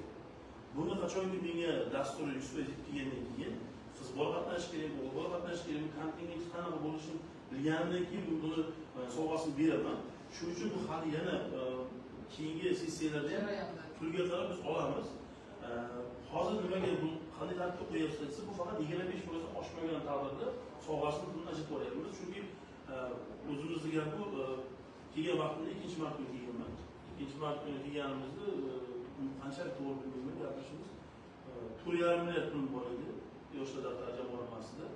Keyin 250 million so'm pul chiqib ketdi. Vaqf fondiga chiqarildi, infratuzilmalarga chiqarildi. Misolda men aytmoqchi bo'lganim, hozirgi kunda o'zi tadbirlar bu kelyapti bizlarda. Faqat buni iltimos qilib tezlashtirib qo'yganmiz. Biz faqat 5 tashabbus uchun qo'yganmiz. Hattoki har bitta payshanba kuni sektor mas'ullari, sektor kotiblari, sektor rahbarlari boshchilik o'tkaziladigan rahbar va yoshlar uchrashuvlarida biz sovg'a berishimiz kerak aslida olganda. Shuning uchun buni dasturga qarab yana kengayib borish ehtimoli bor.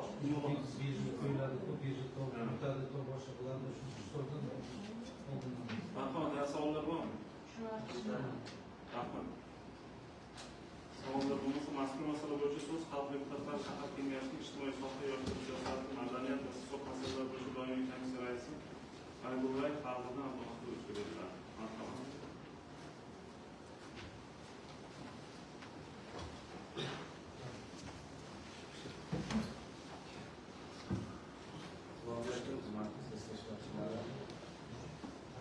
ijtimoiy soha, yoshlar siyosati, madaniyat va sport masalalari bo'yicha doimiy komissiya tomonidan Samarqand shahrida yoshlar daftari jamg'armasidan mablag' yo'naltirish to'g'risidagi masala, hamda ushbu masala yuzasidan yoshlar ishlari agentligi Samarqand shahar bo'limi boshlig'i O'roq hisoboti va xalq deputatlari Samarqand shahar kengashi qarori loyihasi asosida muhokama qilindi.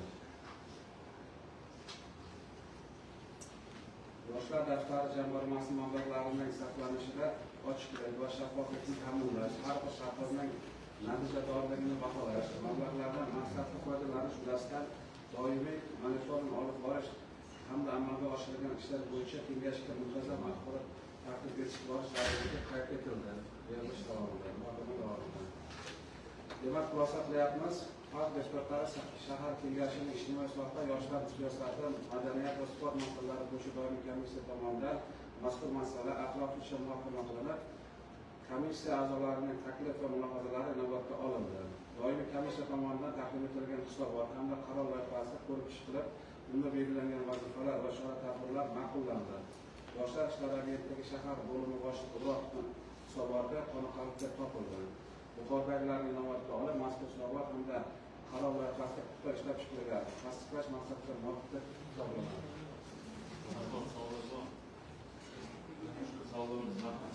Mazkur masala bo'yicha qaror loyihasiga tarqatilgan bildirilgan fikr va mulohazalar hamda takliflar bo'yicha holatda shu qaror loyihasi tasdiqlandi degan taklif o'tganda shuncha ko'plar olib berishni so'raymiz. Qarshilar, betaraflar, rahmat. Muntazamlik 5-masala. Samarqand shahar sanitariya epidemiologiya asoyish jamoat salomatligi bo'limi boshlig'i Murodovning 2016-yillik yakuni bilan amalga oshirgan ishlar to'g'risidagi hisobot. Demak, so'z Murodov jamsiz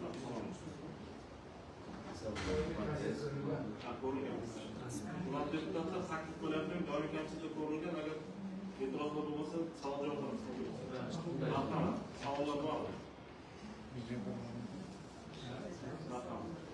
Endi sog'lomasi bilan kengash deputatlaridan shu rahbarlik etgan tashkilotga borib, ularni faoliyatlarimiz borib yaqindan tanishganmiz.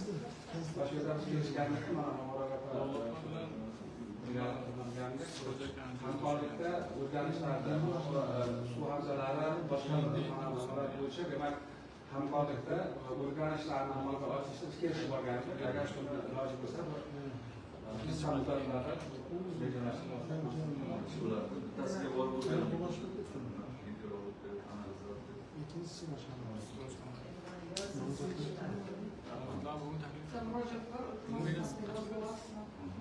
Svetlana Shoh 266 yilda olti chiqindi tashlash nimasi bor, qutisi borda. Shuni yo'lda mashina buriladi degan joyda, o'sha mashinalar burilganda o'sha chiqindilarni shamollar har joyga tarqatib, yomon holatda o'sha juda joylarda joylashishi mumkin o'sha chiqindilar.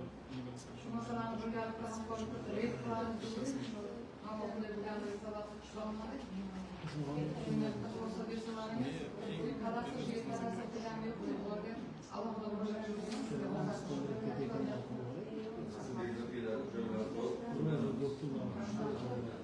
Marhamat, yana savollar.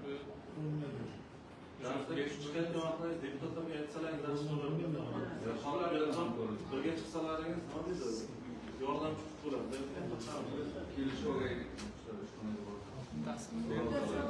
Marhamat. Masalan, siz xodimlari davlat muassasalariga rejalarni tekshirishga chiqasizlar. Lekin shunday holatlar borki, tibbiy muassasalardan tashqari xususiy klinikalar oshib boryapti. Bularga nisbatan soni ham nimasi. Ularda qanday shu siz tomonidan tekshirish olib boriladimi, biron nima bo'ladimi holatlar? Shunday holatlar bo'ladiki, mana o'sha kasal og'ir ahvolga tushirib davlat muassasasiga perevod qilinadi. Lekin so'rov jarayonida hattoki prokuraturaga borib kelganmiz. Men ikkinchi samolyotdagi klinikamizdman, hamda 13-okrugning deputatiman. Lekin shu hamma soha savollarga faqat davlat muassasasi javob beradi, xususiy hech qanday javob bermaydi. Javob beradi, javob bermas. Men hattoki prokuraturaga ham javob berganmiz, lekin u holat xususiyda bo'lyapti.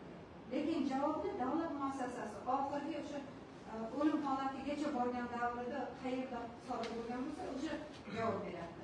Boshida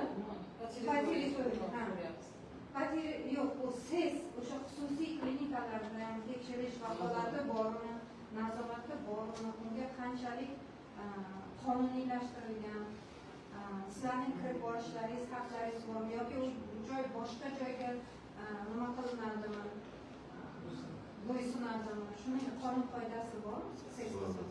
Lekin masalan yana bitta savolim, mana xususiy klinika ochmoqchi. O'sha birinchi navbatda sizning xulosasi bo'lishi kerak ekan. O'sha qanday olib borilyapti? Keyin ko'p xususiy klinikalar sizlar ruxsat beryapsizlar, lekin ular litsenziyasi yo'q. Litsenziyasi yo'q bo'lgandan keyin endi u bir sipotchkada ulanib ketyapti-da. Litsenziyasi yo'q muassasasida oddiy mana to'g'ri olib borilyapti, lekin uning litsenziyasi yo'q. Ertaga u kesarli bo'lsa, yana uning 14 kunlik qo'shimcha beriladigan o'sha kasallik barakasini ham litsenziyasi yo'q muassasa bera olmaydi. Shuni qandaydir litsenziya bilan ruxsatlaringiz bog'liqligi bormi, yo'qmi? Qanday bu holat? Bunga aloqamiz yo'q. Asosan resimlarni reaksiyasini oladi. Klinika ochish uchun bizlarda olinadi, bizlarda vakolat yo'q. Tekshirish tartibi bo'lsa, tegishli tartibda bir yilda bir marta tekshiriladi. Hozirgi tadbirkorlar hisoblanadi, ular tekshirish juda qiyin. Oldindan xat beriladi, xatni vakolatli olganini xabardor bo'lib, tekshirishga boradi. Ularga oldin tavsiyalar beriladi. Shu tartibda tekshiradi.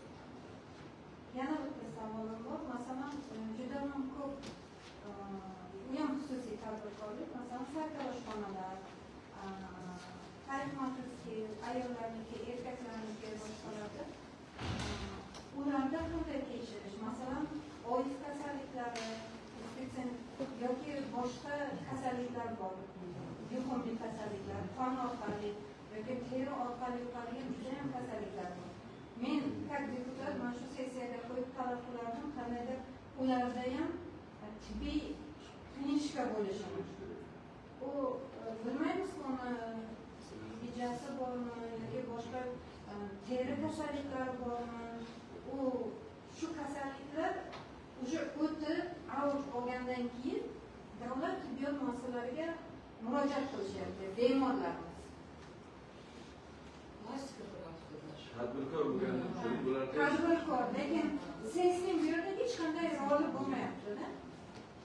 Bu tushuntirish o'tkazamiz. sog'liqqa xavfli bo'lib ketyapti kundan kunga. U tadbirkorlik qochyapti. Kasallik aniqlagan taqdirda shundaki Bironta misollaringiz bormi? Qanday nima qildilaringiz? Qanday jarayon ketdi? Mana shu kasallik aniqlangandan keyin sizlar qanday ishlar olib bordilaringiz? tadbirlar o'tkazyapmiz. Shu ishlar Qayerda? shahardagi asosiy kattaga Men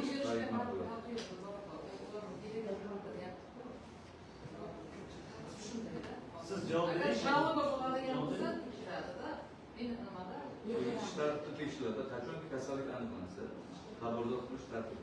kasallik aniqlansa tekshiriladi. Hozir faqat qabul qilish uchun tavsiyanomalar berilyapti. Shunga ular javob beradi. Mana bu ishlarni qilib qo'ydik. Pochta orqali borib tushuntirib qo'ydi. Ichkariga kirish mumkin emas, shunday ham tashqarida. Bitta taklifni men shu yerga kiritishni taklif qilardim.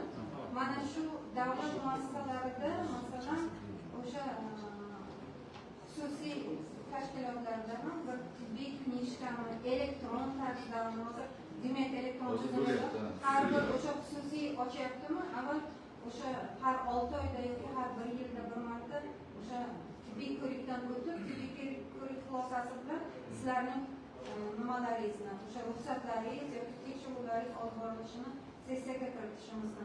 Oddiy teri kasalliklari ham masalan sartaroshga o'tkazib qo'yyapti-da. Shunaqa holatlar, u qon orqali yuqadigan kasalliklar, oiz, venerik kasalliklar u bundan ham ortib boryapti. Hozir xususiy stomatologlarda ularda o'zining tibbiy klinishkasi yo'q. Bu oid bilan kasallanadi. Yo'q, qarang, klinishkasi borlar sir kasalliklar yo'q. tekshirib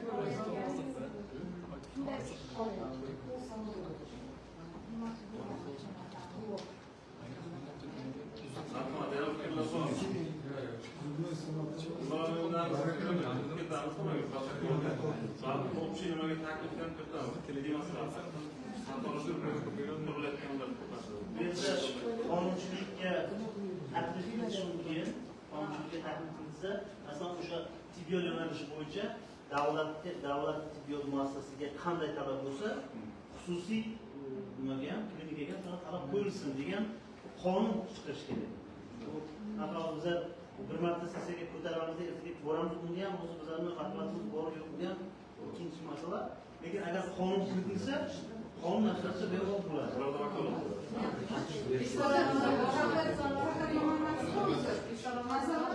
xususiy oshxona.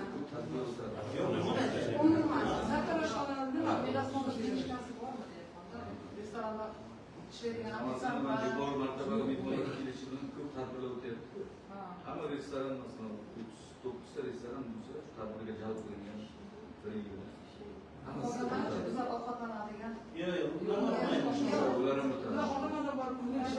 asosiy endi ularni pul bilan bog'liq bo'lgani uchun ofitsiant keladi, Uzr so'rayman, biz Samarqandda yashayapmiz, Afg'onistonda ular o'tmaydi-da. Nima kerak? Kollej shashlikni ko'rsangiz, masalan, endi uzr yeymiz, chunki unga yarasha immunitetimizni qilib qo'ygan.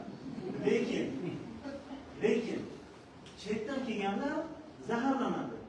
Chunki ular o'rganmagan. Bu tibbiyot xodimlari yaxshi biladi-da, antitelalar ishlab chiqadi, o'shanga yarasha. Bizda u shakllangan. Lekin ularda yo'q. Hozir boya o'sha Yevropa yaxshi tashkil aytdi. Davlat tashkilotidagi xizmat ko'rsatish bilan nodavlat o'sha xususiy bo'lsa ham xizmat ko'rsatishdagi o'sha mutanosiblik bir xil bo'lishi, qonunga bir xil javob bersin degan aqlni agar bizlar kengashdan tashabbus qilsak, qonunchilik nimasini ko'rish mumkin. Bo'lmasa ham takliflar bersa, Siz lekin qonuniy jihatni nima qilib bersangiz, asoslar bersangiz. yetarli menimcha. Rahmat. Agar savollar bo'lsa, mazkur masala bo'yicha so'z xalq deputatlar shahar kengashi ijtimoiy soha yoshlar siyosati madaniyat va sport masalalari bo'yicha doimiy komissiyaga tortilib, Najarbova Sodiqov muxbirlarga beramiz. Marhamat.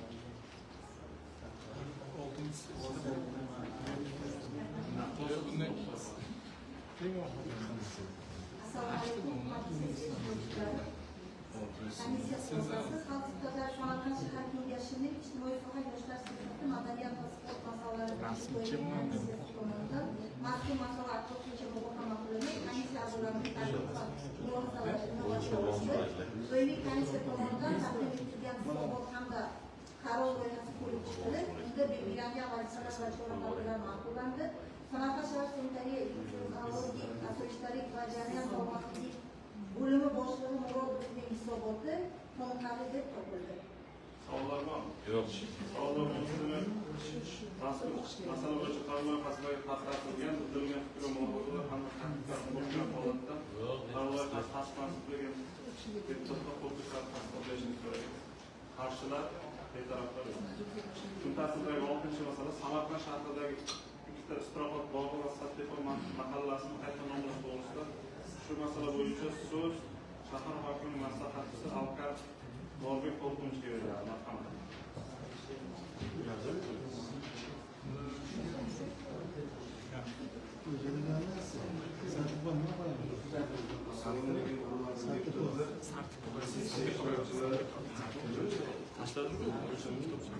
O'zbekiston Respublikasi geografik obyektlar nomlari to'g'risida qonunga asosan shahrimizda xabarlaringiz bor, ikkita istirohat bog'i tashkil qilingan.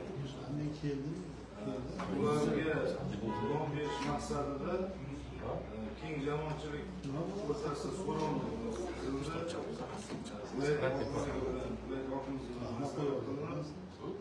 ikkita tashkil qilingan bog'ga vatanparvar istirohat bog'i, ya'ni o'sha ko'chasidagi istirohat bog'iga, O'zbekiston ko'chasidagi bog'ga Yangiavlod istirohat bog'i deb nom qo'yish taklifi kiritildi. Toponimik komissiya, shahar toponimik komissiya ko'rib chiqildi.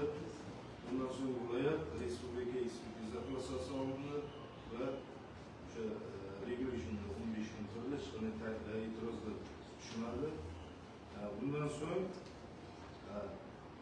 O'zbekiston Respublikasi Bosh vazirining topshiriq xatiga asosan mahallada shahardagi mahallalarning nomlarini, qonunga zid nomlar yoki umma xato bilan yuritilayotgan mahalla nomlarini mavjud o'zini guvohnomalari, muhrlar, tamg'alari bilan birgalikda qarorlarini solishtirib o'rganib chiqilganda bir nechta kamchiliklar aniqlandi.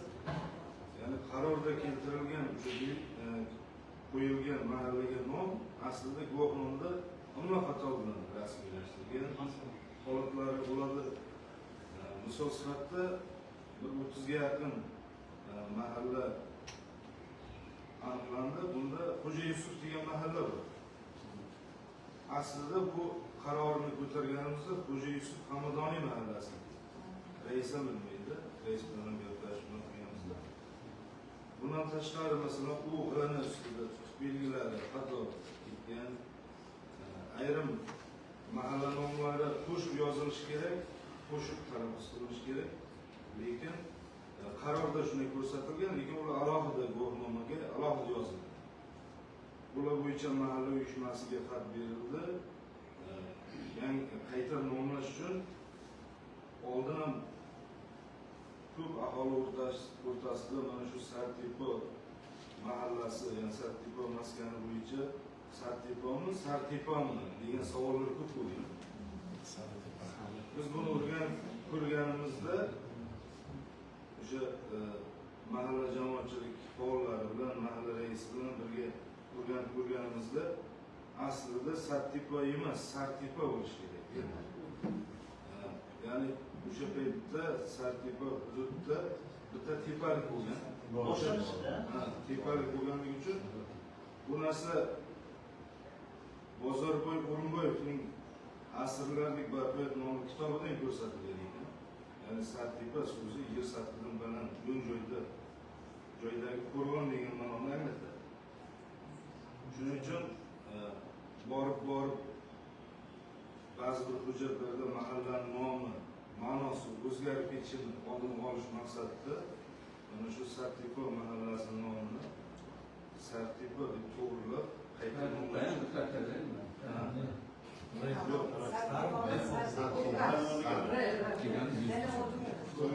e'tibor bergan bo'lsangiz bu bir yilda boshqa mana ko'chadagi yo'l belgilarini ham almashtirib chiqdik. Sartepa deb Sumugay tomonidan yo'l belgilariga ham xato yozgan ekan. Sartepa deb. Buni ham to'g'rilab chiqdik. Qarasak o'zi mahallaning guvohnomasi ham noto'g'ri. Endi shuni to'g'rilash maqsadida shu sessiyaga kiritdik. Tasdiq etsangiz. Marhamat, savollar bor. shu o'zi almashadi-ku mahalla. Buni o'sha boshqa normalari almashadi. Ko'chalar harakatlari kim hisoblanadi? Birinchi savol. Ikkinchisi, mana shu bo'yicha bizlar ko'p murojaat bo'ldi, deputatimiz ham shu tarafdan dedi. Qishloqdan kim nima qildi? Murojaat qildi. Avval qishloq bo'lgan, hozir so'lim deb qo'ygan ekan. Mahallani mahalliy aholi undan norozi. Avval qishloq edi, o'sha qishloqni qo'y deyapti. Endi bu argumentni siz aytgan bo'lmayman. Qishloq mahallasiga deputatman. Qishloq mahallariga o'sha yerda menga murojaat qilishdi.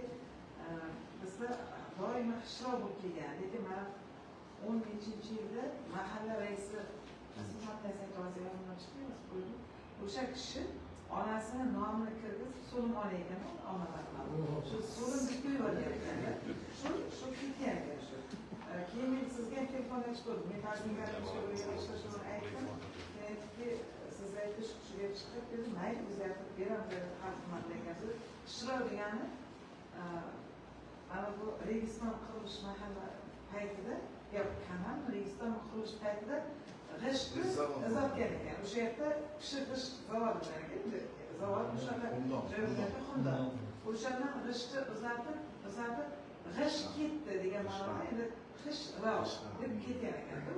Ana shuni to'g'rilab ketsin bizga deb telefon qilganimda umid deb aytdingiz, agar nima bo'lsa petitsiyani tashrif qilish. Baribir so'lim deb ketyapti-da u.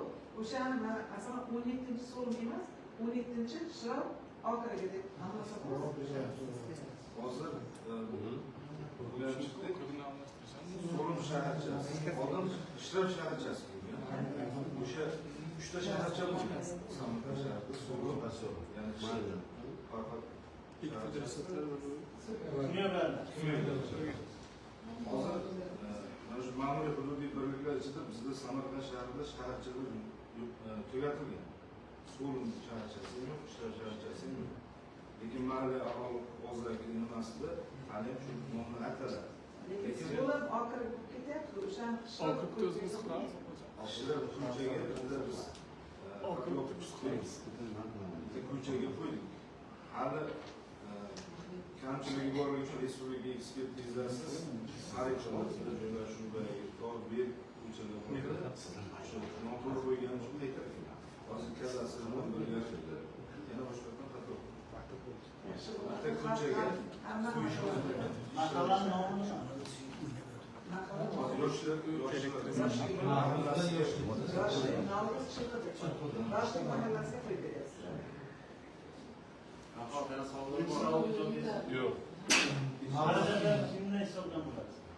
bu mana shu mahalla nomi o'zgarganda mahalladagi guvohnoma hujjatlar almashib mahallamizda lekin ko'chadagi peshtaxta xonadon nimalari tablichka yozuvlari xarajati yaqinda 2025-yilda qabul qilinib 475-sonli mana shu xonadonga ko'cha nomi va uy raqami ko'rsatkichlarini o'rnatish bo'yicha buni xarajat mahalliy aholidan emas, mahalliy byudjetni qo'shimcha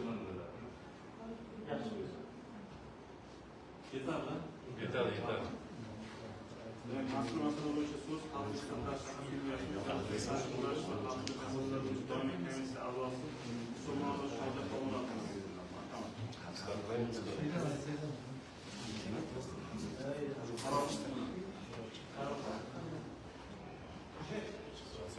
Assalomu alaykum, hurmatli ishtirokchilar. Ushbu loyiha bo'yicha xalq deputatlari Samarqand shahar kengashining korrupsiyaga qarshi kurashish va xavfsizlik masalalari bo'yicha doimiy komissiya tomonidan mazkur masalalar bo'yicha muhokama qilinib, komissiya a'zolari taklif va mulohazalar inobatga olindi. Doimiy komissiya tomonidan taqdim etilgan axborot hamda qaror loyihasi ko'rib chiqilib, unga belgilangan vazifalar va chora-tadbirlar ma'qullandi. Shahar hokimining ma'naviy va davlat tili masalalari bo'yicha maslahatchisi Alkarovning axboroti qoniqarli deb topildi. Yuqoridagilarni inobatga olib, mazkur hisobot hamda qaror loyihasi puxta ishlab chiqilgan, tasdiqlash maqsadiga muvofiq hisoblanadi. Savollar bormi? Yo'q. Rahmat. Mazkur masala bo'yicha qaror loyihasidagi taklifga buzilganlik va mulohazalar hamda tanqidlar qo'shgan holatda bu qaror loyihasi tasdiqlanadigan xizmat ko'rsatib ovoz berishni so'raymiz. Qarshilar kun tartibidagi 7-chi masala. O'zbekiston Respublikasining 2026-yil 15-iyundagi O'zbekiston Respublikasining ayrim qonun hujjatlariga qo'shimcha o'zgartirishlar kiritish to'g'risidagi 11-O'zbekiston qonunining ijrosini ta'minlash to'g'risida ushbu masala bo'yicha so'z shahar hokimligi bosh mutaxassisi Ma'ruf Izarshid Behruzzodaga beriladi. Marhamat.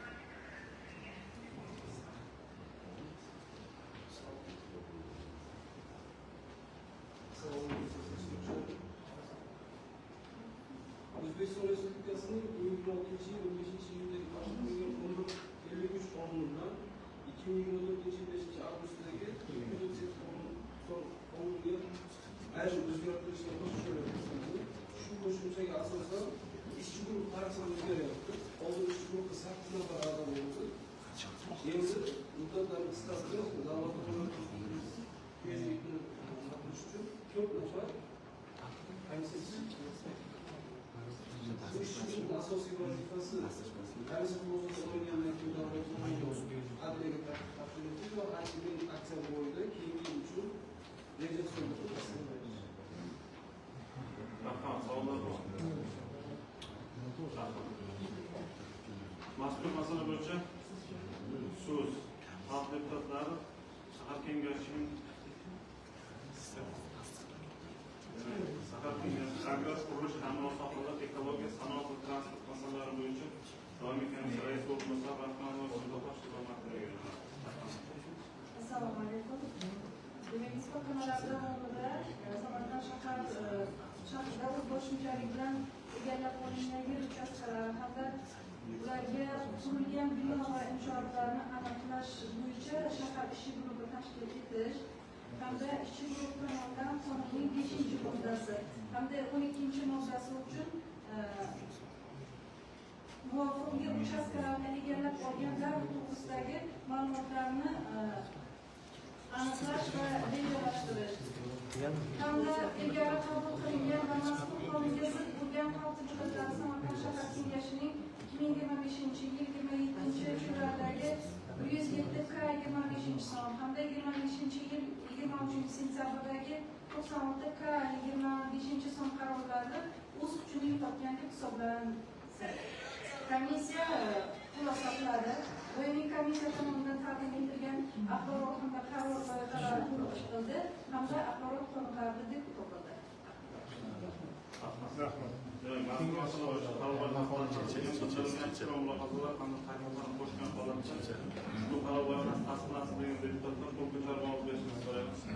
Qarshilar betaraflar Mutabaqat 8-chi masala xalq deputatlari Samarqand shahar kengashining bo'shab qolgan 11-chi namozgoh saylov okrugi bo'yicha deputatlik o'rniga saylov o'tkazuvchi uchastka saylov komissiyasi a'zoligini nomzodlarni tavsiya etish to'g'risida.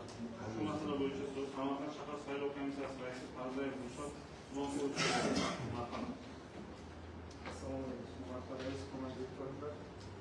Bu narsani mana hozir sizlar saflaringiz yana to'ldirib qo'yib degan jarayon boshqaradi.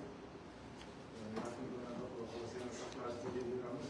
Shuning uchun xalq deputatlaridan agar ishlar bo'lsa, Xalq deputatlar Samarqand shahar kengashining bo'shab qolgan 11-chi namozga qabul bo'yicha deputat o'rniga saylov komissiyasi a'zolariga nomzodlar taklif etish to'g'risida O'zbekiston Respublikasi saylov kodeksidan O'zbekiston Respublikasi Markaziy saylov komissiyasining 2016-2018 yildagi 11-18 sonli qarori ijrosini ta'minlash maqsadida Xalq deputatlar Samarqand shahar kengashining bo'shab qolgan 11-chi namozgoh saylov okrugi bo'yicha deputatlik o'rnini saylovni tashkil etish yuzasidan tegishli tashkiliy ishlar amalga oshirildi.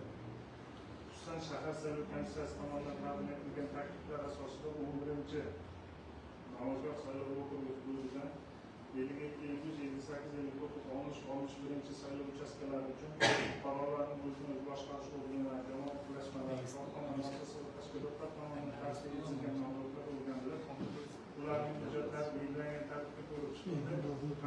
Nomzodlar haqida ma'lumotlar tadqiqotlar kengashiga taqdim etilgan.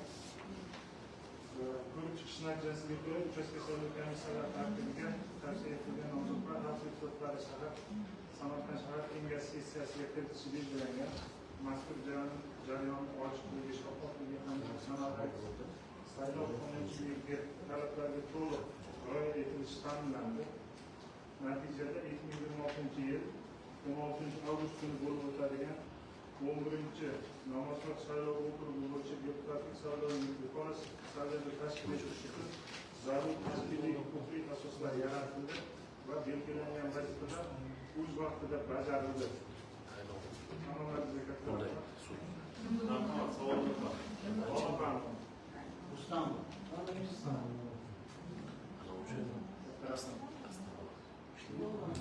Demak, mazkur masala bo'yicha so'z Xalq deputatlari shahar kengashining reglament va deputatlik odob axloq masalalari bo'yicha doimiy komissiya raisi Pardayev Alim Mamayevga beriladi.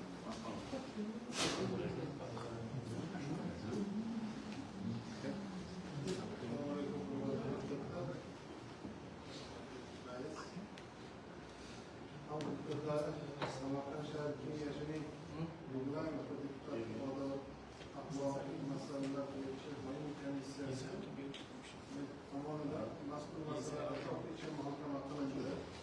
Komissiya a'zolarining taklif va mulohazalari inobatga olindi. Doimiy komissiya tomonidan taqdim etilgan axborot hamda qaror loyihasi ko'rib chiqilib, unda belgilangan vazifalar va tashkiliy chora tartiblar ma'qullandi. Samarqand shahar saylov komissiyasi raisi Dilshod Pardayevning axboroti qoniqarli deb topildi. Mazkur hisobot hamda qaror loyihasi juda ishlab chiqilgan tasdiqlash maqsadga muvofiq hisoblanadi. Mazkur masala bo'yicha qabul qilgan buzilgan fikr va mulohazalar hamda takliflarni qo'shgan holatda ushbu qarorlar tasdiqlansin degan taklifga qo'shilgan deputatlar mutlaqo ovoz berishini so'raymiz. Qarshilar? Rahmat. Hurmatli deputatlar va sessiya ishtirokchilari, shu sessiyaga doir kun tartibidagi barcha masalalar ko'rib chiqildi, tegishli qaror qabul qilindi, qarorlar qabul qilindi. Sessiyaga doir kun tartibidagi masalalar muhokamasi to'g'risida sessiya kimyogarlar saylov okrugidan xalq deputatlari shahar kengashi deputati Davron Komiljon Ochilbekov axborot qildi.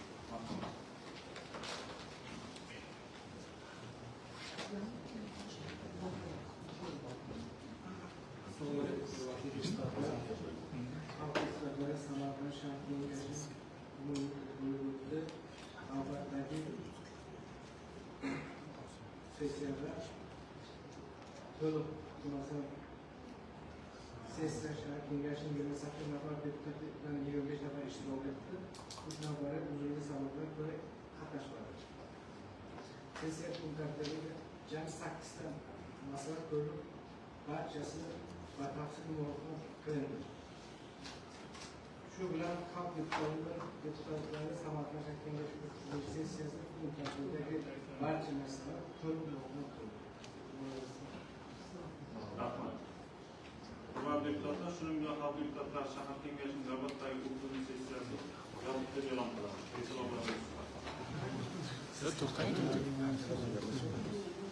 Serpioş mu? Olsun mu?